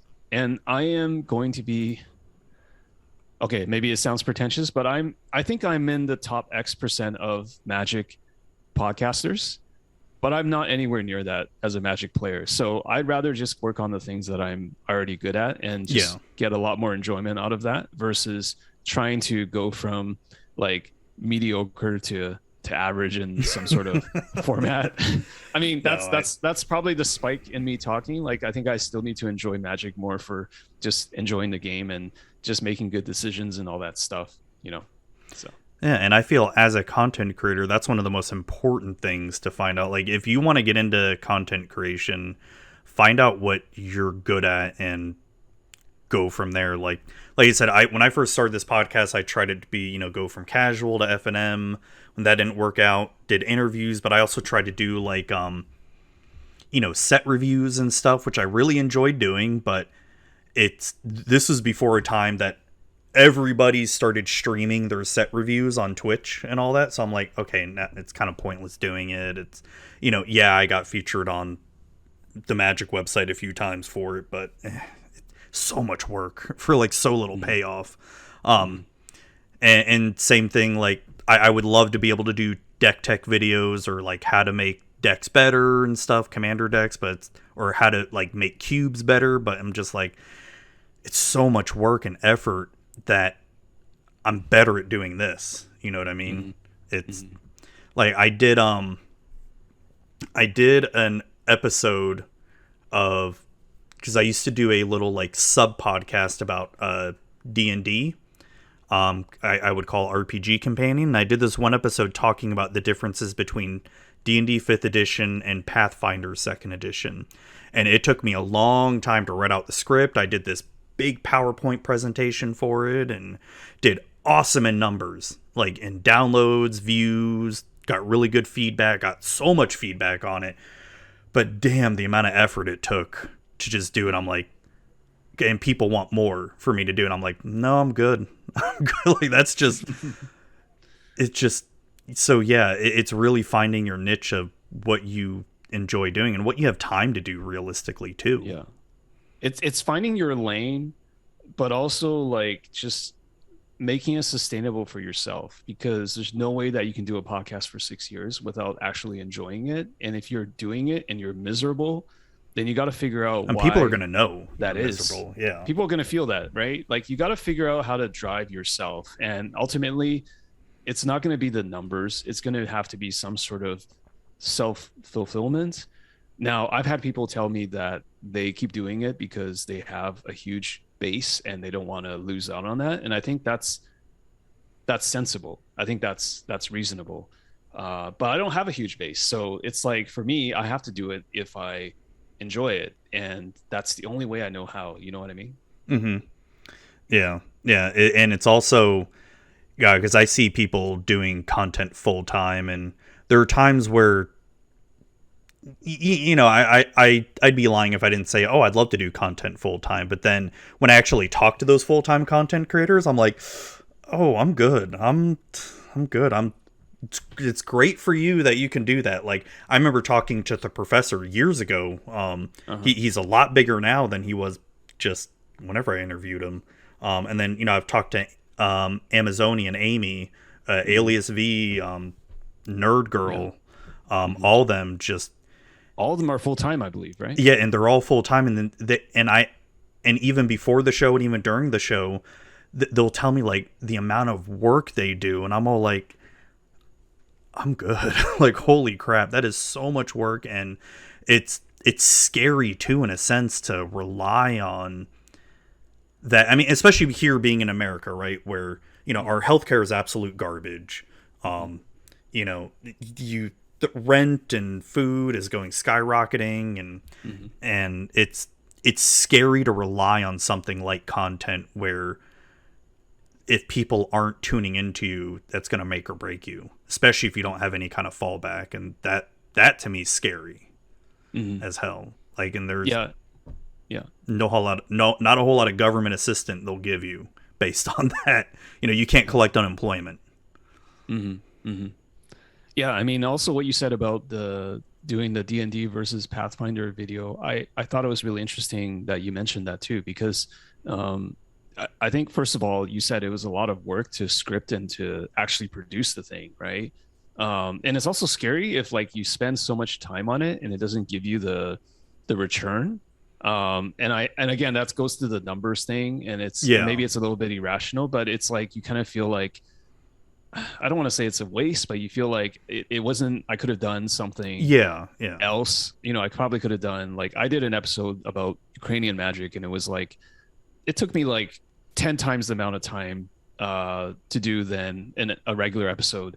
And so I wouldn't have done it unless I really felt like I believed in it, because if I only did it just to, and I'm not implying you or anybody, but I'm saying if you only do something to get numbers, then it's a dangerous game you're playing, because it's really tough, right? You might not see what you expect to see. And I feel like you lose a part of yourself if that's all you're focusing on. Like, when I did that episode, the D&D versus Pathfinder, I did it because I wanted to do it. Like, I didn't care about numbers, and you cared about the topic, so because it was fun to do. Like, it was a lot of fun to make that PowerPoint, do that script, and because it's something I've never done before. I've had episodes where, like, I'll still say this: the best Magic with Zuby episode I ever did is my lowest downloaded episode ever, but I had so much fun doing it. Where I did a set review. This is back when Ixalan was first coming out, and I did it in a complete improv of as if the Star Trek Captain Kirk, Spock, and Chekhov and Uhura were exploring the plane of Ixalan, and I was voicing all of them, talking about the cards, and it was my worst downloaded episode ever, but I had the best time doing it. It was just going back and listening to it, it's complete cringe and really, really hard to listen to, but I had so much fun. And you got to balance that. Yeah, for sure. Like I've talked to people who said like, yeah, my favorite piece of content was this, but I can't do it again because it's just not that well received. And so you gotta it's balance that. It's kind of, I feel kind of bad for when content creators can't do content they like, because if they're really worried about numbers, and you know, because that's how they make their income, right? They have to worry about numbers. They have to focus. I feel kind of bad for them when that happens, because you're kind of denying yourself that creativity that you can do.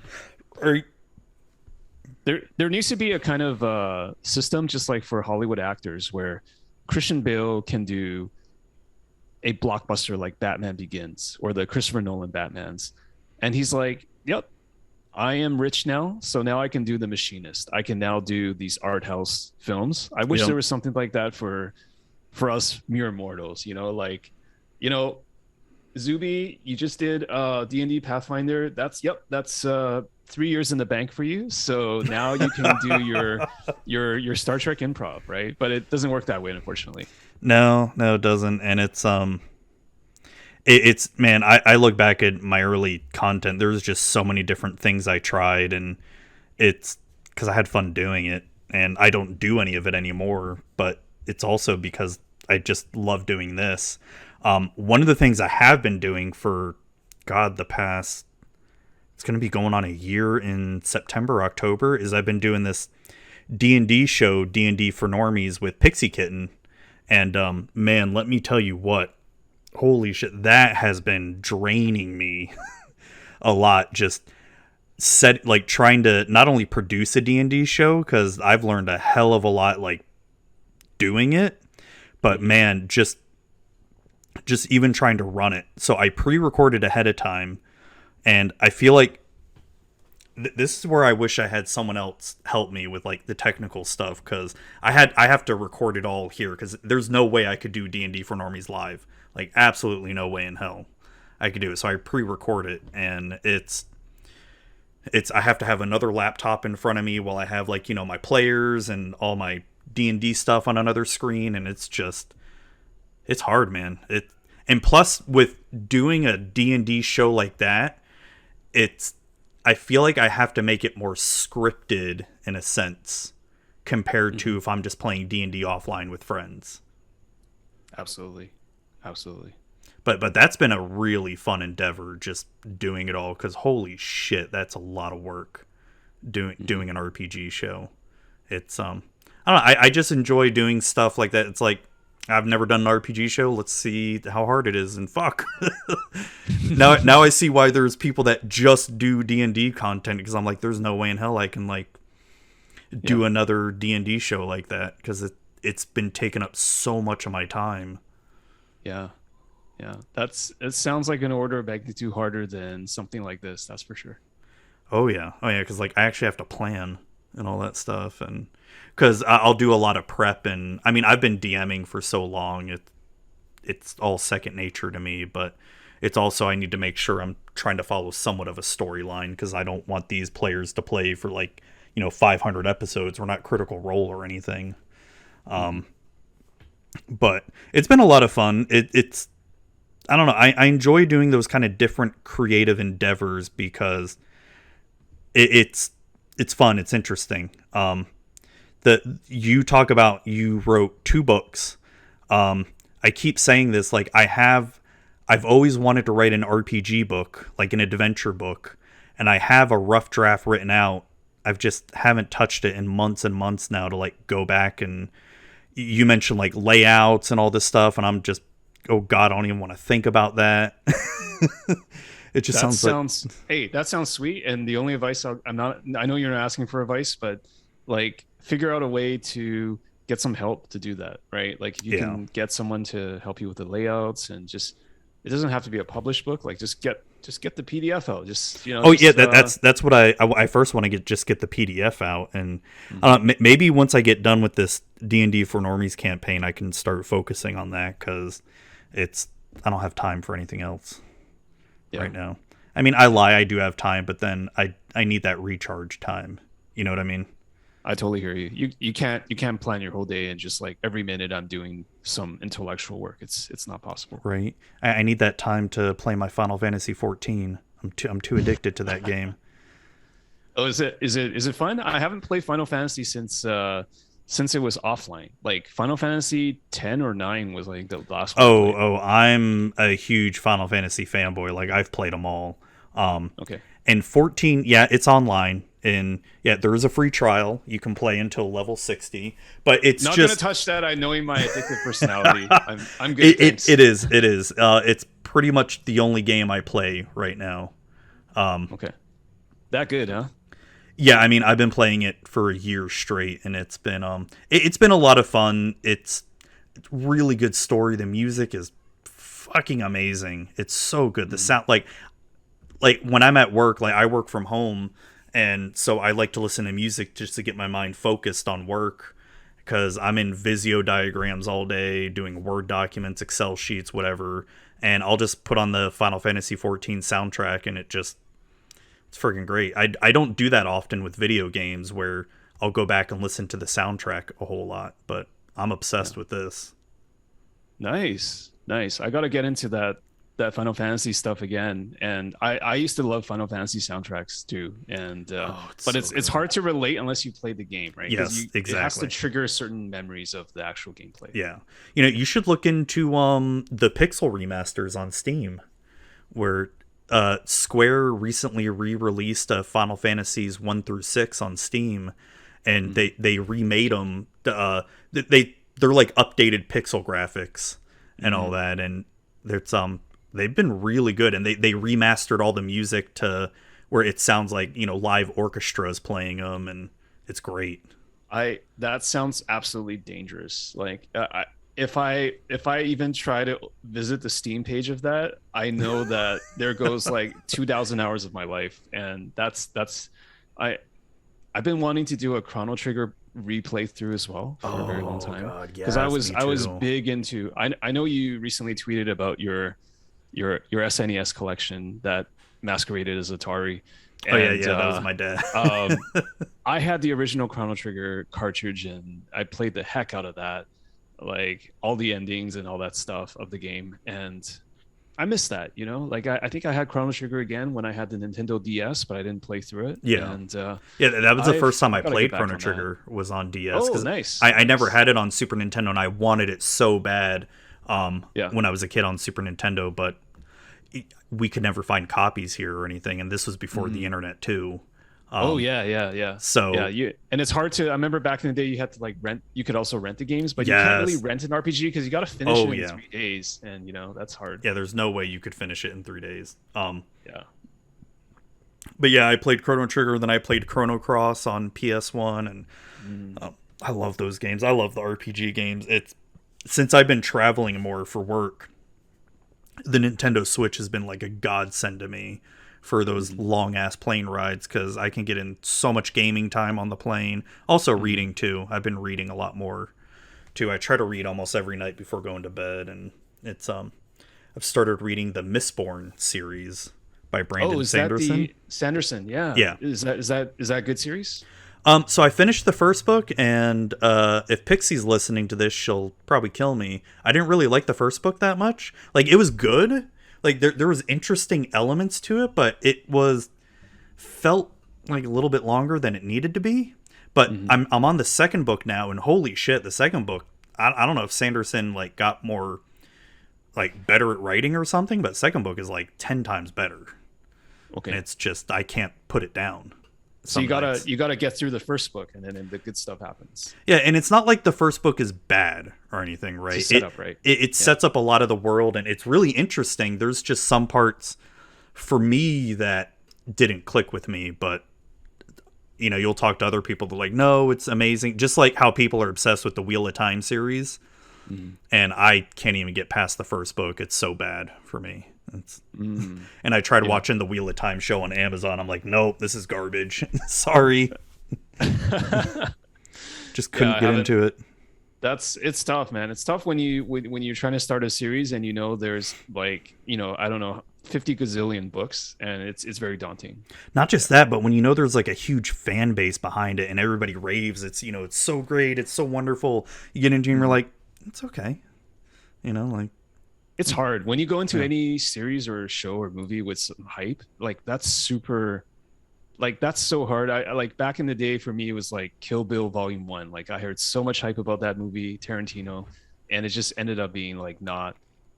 I mean, how could anything live up to the hype, right? And I think more recently it was yeah, kind of like the Star Wars TV series. Like it was Mando first, and then it was hmm, like now with Kenobi. I haven't watched it yet, but my strategy now is because I'm so burned out on Star Wars, despite being such a fanboy for most of my life. I just try to watch the series like a year after they come out because by it's then probably the a good way to discourse do would it. have would have died down. Like I watched Mando season 1, I think just last year, and it was fine because I didn't have to follow the internet discussions that went with it. I just kind of enjoyed the show on its own, and it's very hard to do that in this day and age. that So that's that's probably something really smart that I need to start doing because it's I'm like you, I love Star Wars. The Star Wars sequels kind of killed it for me a little bit. Like I didn't, yeah, I I loved didn't watch Episode Star 7. Wars 9 until like a year and a half after it uh it left theaters, and that would have been absolutely sacrilegious for like 15-year-old James. Like it just would Right? have been Yeah. just like, how could you not watch Star Wars? But it was better for my sanity to have watched it later.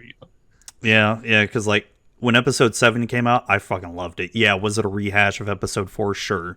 But it was amazing. I loved it. Loved all the new characters. Loved Rey, Finn, and Kylo, Mhm. Poe, all them. And then episode 8 came out, and I did not like it at all. I tried so Mhm. hard to like it. There were parts I liked. Mhm. Obviously, like anything to do with Luke, Rey, and Kylo, I absolutely loved. Anything Right. else besides those three, I hated it. I did not like it at all. I feel like I'm kind of like your doppelganger from another part of the world, because like we just talked about how we started the podcast around the same time, wanted to quit around the same time. For Star Wars 7, I absolutely loved it. I recognize it was essentially a glorified remake, but it's absolutely what Star Wars needed at that point in time. I Yes, think I yes. watched it like 4 times in the theaters, Star Wars 7. Yeah, I think I saw it two or And three times. and 8, I also felt like, yeah, it was like it had its moments, but it wasn't as crazy as 7, because how could it be as crazy as 7? Because 7 just basically got the franchise back to relevance, because Yeah. you know what I mean, right? And then Hmm. 9, which is kind of like, by that point, like 8 or 9, it was just kind of like, maybe I used too much of my enthusiasm on 7. I think that's maybe what it was. Like I didn't, I left it all for 7, and I just had to recover, But Yeah, like 9 wasn't bad, but I mean, it was bad, but it was also well, it was like a complete 180 from 8, and then 8 was a yeah, complete just 180 from 7, which is kind of strange. yeah, and I know like there's so many people online that have talked about this to death. Like there was no unified vision for the series and all that, and you can definitely tell that they had no idea what they were going to do from movie to movie. And they bring Palpatine back. Oops, spoilers. At the end, and it's sort of like, really? Because there was that one moment in episode 8 that I really thought they were going to go really different, where Yeah, Kylo offers Rey, like, take my hand, come with me. And I'm yeah. thinking, oh my God, please join him. And then maybe 9 can be about, her coming back to the light side after, falling and all that. And, oh, but that would have been an amazing storyline. But they can't do that because she's a Disney princess and they don't want to see, their Disney princess go bad. And There's always a balancing act that Star Wars has to walk. yeah. You know the term fan service. Yeah. Yep. So Star Wars always has to walk that line between like actually having a good story that stands on its own versus fan service, right? Mm-hmm. Because one of the biggest complaints I had about Rogue One was, do we really need Vader in Rogue One? Like, No, couldn't we it have really just didn't. been about, but we couldn't, because we needed the Vader like corridor scene to make people like remind people that this was like before A New Hope. We needed Dark Jedi in The Mandalorian, even though it was supposed to be a kind of a side story or a Western, because of fan service. We needed like Palpatine coming back because of fan service. So it's like there's always these moments in Star Wars in the narrative that makes you feel like it's too entrenched in being Star Wars. Like Yes. it's too meta, right? And that's kind of ultimately, I think, why I burned out on it. Because do we really need Kenobi? Like, I'm sure there's a lot of great things they're doing in that show, right? And I've read some stuff, I haven't watched it, but it's the very definition of fan service. And my life is not going to be better for having watched it. And it doesn't really change the original trilogy in any way. Like, it doesn't need to exist, in other words, but it Yeah. does, you know? Yeah. Like I've seen the first 3 episodes so far and I enjoy it. I have my complaints with Oh, it. yeah. I'd love to know your Yeah. take on it. Yeah. Like Because I've only read. and I'm not going to spoil anything or anything like that. Like I love seeing Ewan McGregor back as Obi-Wan because out of Mhm. all the things from the prequel trilogy, he was the best out of it. Yeah. Yeah. And he is like, Alec Guinness's, He is reincarnation. Obi-Wan. Yeah, he With all is Obi-Wan. apologies to Yeah. Guinness. Yeah. Yeah, and it's he does, I think, a great job in that series. But there's other stuff that are, like you said, definitely fan service stuff that we don't really need. But it's but the thing with Star Wars, where like you said, it's too meta, it's stuck in itself, that we can't get away from this Empire versus Rebels narrative. Like, we have this whole galaxy, and it's just Empire versus Rebels. Doesn't matter what time period, Republic versus Trade Federation, the New Order versus, or the First Order versus the Rebels again, I guess. And it's never going to get away from that. It's always going to be about Jedi and Sith, and it's like, there's got to be more to this world, which is what I liked about Mandalorian at first. Like, the first season, I loved it because it was just so different. And then the second season, we had to become more grandiose. Like, we had to put the whole, like, light versus dark, or rebellion versus, I mean, they're different names, but it's essentially that, right? I think the only time they did it fairly well was a brief period in the 90s when they had, this is really dating me, I'm not sure if you get this reference, but when they had the Timothy Zahn Thrawn novels, they had like I never read them, but I've heard about them. Yeah. Like, and also they had the PC games like X-Wing and TIE Fighter, which actually had some of the Thrawn stuff in it. Yes. Right? Because TIE Fighter is still one of my favorite games of all time. Like, that was really cool because it was kind of exploring the gray. Like, it was exploring, like, what does it actually mean to be ambiguous? And they have tried to do that in Star Wars over the years, but it's never been to that extent, right? Oh yeah, so like from the old Star Wars games, like Kyle Katarn was one of my favorites. Like, going through Jedi Knight, yeah, Jedi Knight, Dark Forces was it 1 and 2, then Jedi Outcast, Jedi Knight.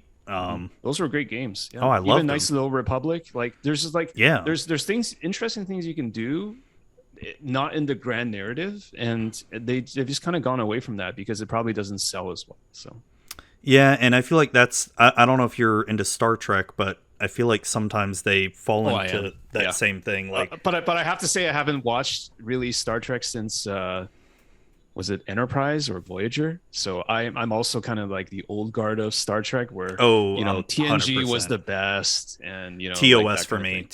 TOS was only the best for me because that's what I watched as a kid. Because I remember as a kid trying to watch nostalgia, right? Yeah, and trying to watch Next Gen as a kid, I'm like, this is way too boring. I want to see Captain Kirk, fight and fight some other cowboys or whatever, and but I mean, as I've gotten older, TNG is the better one, the two. But I still love the cheesy '60s nostalgia of it. It had its place in time. But yeah, the new series with Star Trek. There's Star Trek Discovery, which I thought season 1 amazing. It was great, even though it did take place like 5 or 6 years before TOS. And then season 2 of Discovery, absolute garbage. Hated it.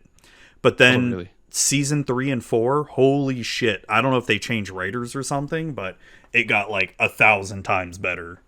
Like, it was like, holy shit, I loved it even more. And then there's Star Trek Picard. There's that. Okay. I would just avoid it at all costs. Oh god, I think I might have watched half of the first episode, and it wasn't like I hated the show or something, but it was just like, I think I was distracted by something else that was also on TV at the time, and I just started watching something else. Well, see, and that's the problem with, I get that we're no longer in the syndication age of TV.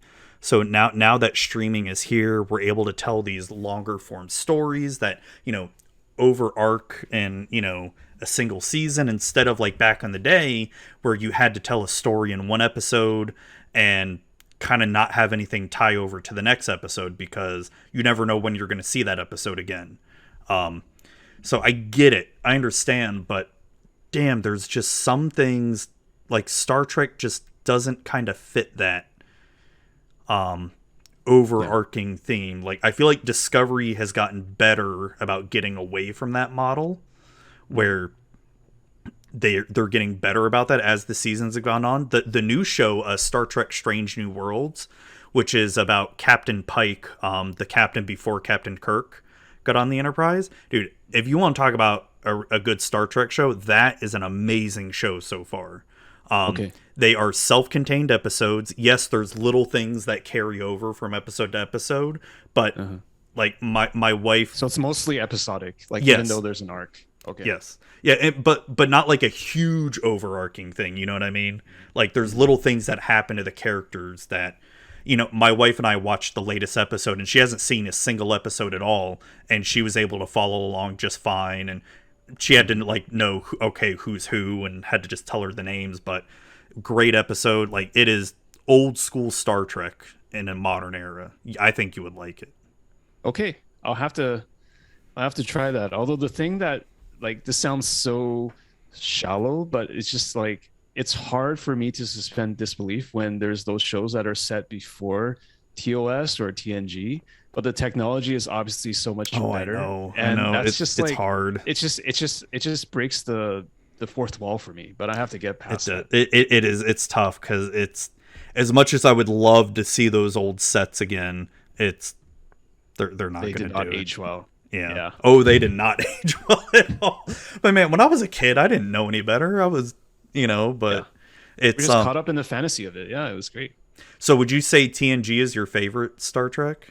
I would say so. I would say that over time, DS9 has grown on me a lot. Yeah, I think even I've heard to that this from a lot day, of people. DS9 is very very underrated. Oh my Probably gosh, yes.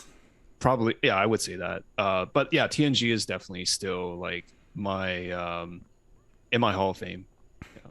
Yeah, man. I mean, I do agree. Like DS9, TNG are the better shows, but TOS for me is still it's that feel good show that brings me back to my childhood. And I admit, all I that. haven't watched too much of TOS. I might have watched like some of the best of episodes. Like City on the Edge of Tomorrow and things like that. Oh, that's and one I of the best recognize that it episodes. was like very culturally on the zeitgeist at that time, and that was like the biggest draw because Star Trek really, at its core, is it's about utopian ideals and it's about drawing parallels to the Cold War and the world. I'm sorry, I sound like such a nerd right now. I know you're fine. And You're so fine. it was a much more relevant show at that point in time, especially also with civil rights and things like that too. Oh yeah, I love hearing about the Nichelle Nichols, Mhm. how she wanted to get off the show, but MLK Jr. told her no. You're going to be a black woman who's not in a position of like servitude or something Like on a in show. a strong role. Yeah. And basically someone very important on the ship, and then and we see all sorts of diversity in there. You've got basically Spock, who I mean, I think Leonard Nimoy, he was Jewish, and then you've got George Takei, you've got and even with Chekhov, as bad as his Russian accent was, it was also during an era of when American Russian relations were probably at their weakest, at their most tense. And so even having someone who's a Russian on the show tried to show like, hey, we can try to get along too. I know, I love it. I mean, I know there's a lot of idealized and utopia ideals that we'll probably never see in our lifetime, but shit, man, it gives you hope and optimism, at least, that hey, maybe there is that future where we all can get along at some point. I mean, for me, Star Trek is or was Roddenberry, so it's like you needed that influence in the show run in producing the show, and I think that's also why was it Berman with like TNG and DS9. I think those were the people that made the show what it is. It's more so than the individual performances. Sure, you had a Uhura, you had a Guinan, you had good characters, but it's like I think it's just my nostalgia. Like I'm sure the Star Trek shows today are just as well done, and there's just a lot more competition out there for our attention. So I have to. Oh yeah, that too. That's tough. I don't know. I will say, Star Trek Picard though. God, I don't know what the fuck they're that bad, huh? It's and don't get me wrong. There are good parts to it, and I'm not blaming any of the actors or anything like that. They all do a good job with what they're given. It's just the writing. God, it's if you love Picard like him as you saw him in TNG, I probably wouldn't bother with it. This is not the same Picard that you recall from TNG, and it's okay. Yeah, My peak Picard was First Contact, which I think is still one of the best Star Trek films ever made. Okay, I would disagree. you're I gonna would disagree disagree. I because of the disagree. TOS run, Undiscovered but Country was my favorite one. Undiscovered Country, sure, that's Such a good one. canonical. Yeah. One of the goats, yeah, Yeah. yeah. But I mean, But I First would Contact say, is yeah, amazing, though. I love it. yeah, yeah. I would say that of the non TOS movies, First Contact was probably the best one. Oh, yeah, I Um, 100% maybe the agree. reboot. Maybe the reboot. The reboot gave me a lot of hope, just like Star Trek Seven. Yeah, yeah. So, but it didn't quite sustain. So, Oh my god, and then the Into Darkness. I hated Into Darkness so bad. I'm like, why try to bring back Khan? Like, no. First of all, they first of all they make Khan a white dude when canonically he's supposed to be Indian. I mean, I know Ricardo Montalban was an Indian. He was, I think, Mexican. But still, it's like, yeah, they bring him back as a white dude, and then it was just a terrible movie. But the third Star Trek movie they did, Star Trek Beyond, I think it was, with Chris Pine. That one wasn't too bad. yeah, that was okay. That was Yeah. okay. I mean, compared to Into Darkness, it wasn't bad. It's all relative. Yeah. Oh man. Yeah, if I had to choose, like, DS9, God, that was such an amazing show for its time. I freaking loved James Avery, like, killed it as Cisco. And it's Just the gravitas, like, love yes, like freaking, and I love watching interviews of him because he's such a completely different person, and that just goes to show how great of an actor he is. that. Yeah. Like, and friggin' my Just wife. the ensemble cast, man. Oh yeah, it's all probably of the them. best overall ensemble cast of Star Trek. I think Yeah, because there's you got the fuck. Ferengi, you got Quark, like Odo, Quark, yeah, Odo, Garrick, who's the, Simple yes, Taylor, the Cardassian, yeah, you got and then man. shit, what's her name? Akira, the Bajoran, Jadzia, the Trill. Oh shit, what's the doctor? Oh my god, I can't remember his name now. The Not the doctor. Doctor, but you had Jake, you had like all Yeah, these Jake, like kind of Chief O'Brien. mhm, mhm. Shit, what's the doctor's name now? I don't want to look it up. I don't want to look it up either. We got to try to use our memories here. Oh my god, I can see him in my head right now because I remember I can. If I did, I could probably figure because I remember in the first season or so they tried to make him like a playboy, like him try to hit on all the women, and then they changed his character in the later seasons. Yeah, they wanted him to be a Riker kind of character. Yeah, Kirk. yeah. Yeah. Oh my god, why can't I think? Oh, it's on the tip of my tongue. I can't remember now. Okay. We'll look it up after the Yeah, after right. recording. We don't want to like give up our geek cards just yet. You know, like we I know, we got right? that. Yeah. Yeah, it's and then oh, one of my favorite episodes of DS9 was when Rom the younger Ferengi wanted to join not Star Trek, the Federation, not the Federation, Starfleet. Oh my god. When he wanted to join Starfleet, and Cisco's like, nope, you're not good enough. Why would a Ferengi want to do it and all that? And just him proving himself, standing up Yeah. and fighting for himself. Like, I love episodes like that. Like, hell yes, you can do it. And Yeah. That was a good one. it was good. God, they're all good. Even the shitty one where they get trapped into a board game and they gotta do the little hopscotch jumping game inside. Do you remember that one? I don't remember that. That one was at all. a It's season probably for one the best. episode where Okay. some alien crew comes on board and it's like, oh, I'll beat you at this board game or whatever, and the crew gets sucked into the board game and they got to figure out how to beat it. It was really cheesy, but it was still a great episode. That early '90s greatness. Did you like Voyager? I like Voyager, but no, I can't say I like Voyager because I think what Voyager fundamentally did for me was it destroyed the mystique of the Borg. I think that Yeah, was I can agree with that. the ultimate faux pas, I think, in Star Trek, because the Borg were this, I mean, they should be this mysterious, and that's why First Contact is one of my favorite movies, because even though they had the Borg Queen and introduced some new canon stuff, like it was they were still very threatening, right? And I don't think anyone can disagree that some of the Borg episodes in TNG were some of the best. Oh, I think yeah. Voyager just sort of I think also the characters were quite well done in Voyager overall. They sort of found their footing, but just some of the stuff around the Borg just really rubbed me the wrong way. Yeah. Yeah, I can see that for sure. That was my wife's favorite Star Trek series, Voyager. We got to meet Robert Picardo, who played the Doctor at one of the conventions. Oh, and, nice. And I got to meet oh shit, the one who played Tuvok, Tim Russell, or I think his name is. Which he's probably my favorite Vulcan. Like, God, it's hard because I love Spock, but damn, Tuvok was just on another level.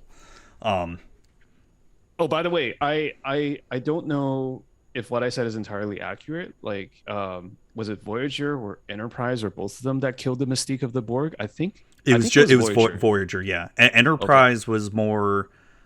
Oh God, that was this pre-warp speed or not warp. Because I thought the Borg also even appeared in Enterprise at some point, and it was just like the jump the shark moment was in full effect there. I can't remember now. I only ever watched Enterprise. I think I only watched it once or twice. I've seen all the other series. That was when I still times. watched TV, like syndicated TV. That was a long time ago. Yeah. God, yeah. I mean, that last episode of Enterprise was garbage, but. I thought Janeway was a good captain, but it's just sort of I like freaking love Janeway. She was great captain. I loved her. She's one of my favorites. It's it's like those four original captains are still some of my favorites. You know, Janeway, Kirk, Cisco, Picard. This all freaking great. And yet the new shows like especially the one in Discovery, she's becoming a lot better. And then Captain Pike, the OG captain of the Enterprise, like he's oh god, the actor who plays him, he's freaking amazing. You'll love him. It's I don't know, just I think you'll like Strange New Worlds. Just at least check it out. God, we are at 2 hours here. Holy shit. Yeah. It is already 10 o'clock. I can't believe it already. Yeah. Damn. So, all right, let's wrap it up here. First of all, thank you for coming on and chatting with me about, God, we covered a lot of stuff. And it's my pleasure, man. I had a lot of fun. Thanks for having me. Yeah, thank you for taking the time out of your day to come on. Give out any shout outs you want for where people can find you, anything you want to plug, anything you got coming up, because this episode will come out. I'm hoping I get it done in time for this Friday, because I'm traveling so much this week. If I don't get it out by this Friday, then it probably won't come out till like end of June, almost July. Hopefully it won't take that long. Yeah, so just shout outs, I guess. Humansmagic.com is where you can find everything. You can also follow Humans of Magic on Twitter and Instagram. I'm not on TikTok yet. Not enough video content. So on Twitter and Instagram, just Humans of Magic. That's where you can find me. DMs are open. So if you ever want to give feedback or say something or ask questions, DMs are open. Yeah. All right, nice. Well, thank you again, James, for coming on. I had a blast. Thank you, Zuby. All right. Hey, everybody. Thank you all for listening and watching, and I hope you enjoyed it as much as I did. I think James is a really great guy, a really great person, and I hope you check out his content. I do mean it when it's sort of like the NPR of Magic podcasts. It gives me that strong Ira Glass vibe, and I love it. I haven't listened to This American Life in forever, and I probably need to get back on it. So hope you all enjoyed watching, listening, and I'm going to be at Command Fest Philadelphia again, and I hope to see you there. Can't wait. Thank you again, Card Titan, for the event, or for the invite. Yeah, so that's about it. So everyone, have a great night, and I hope you're awesome. Stay awesome.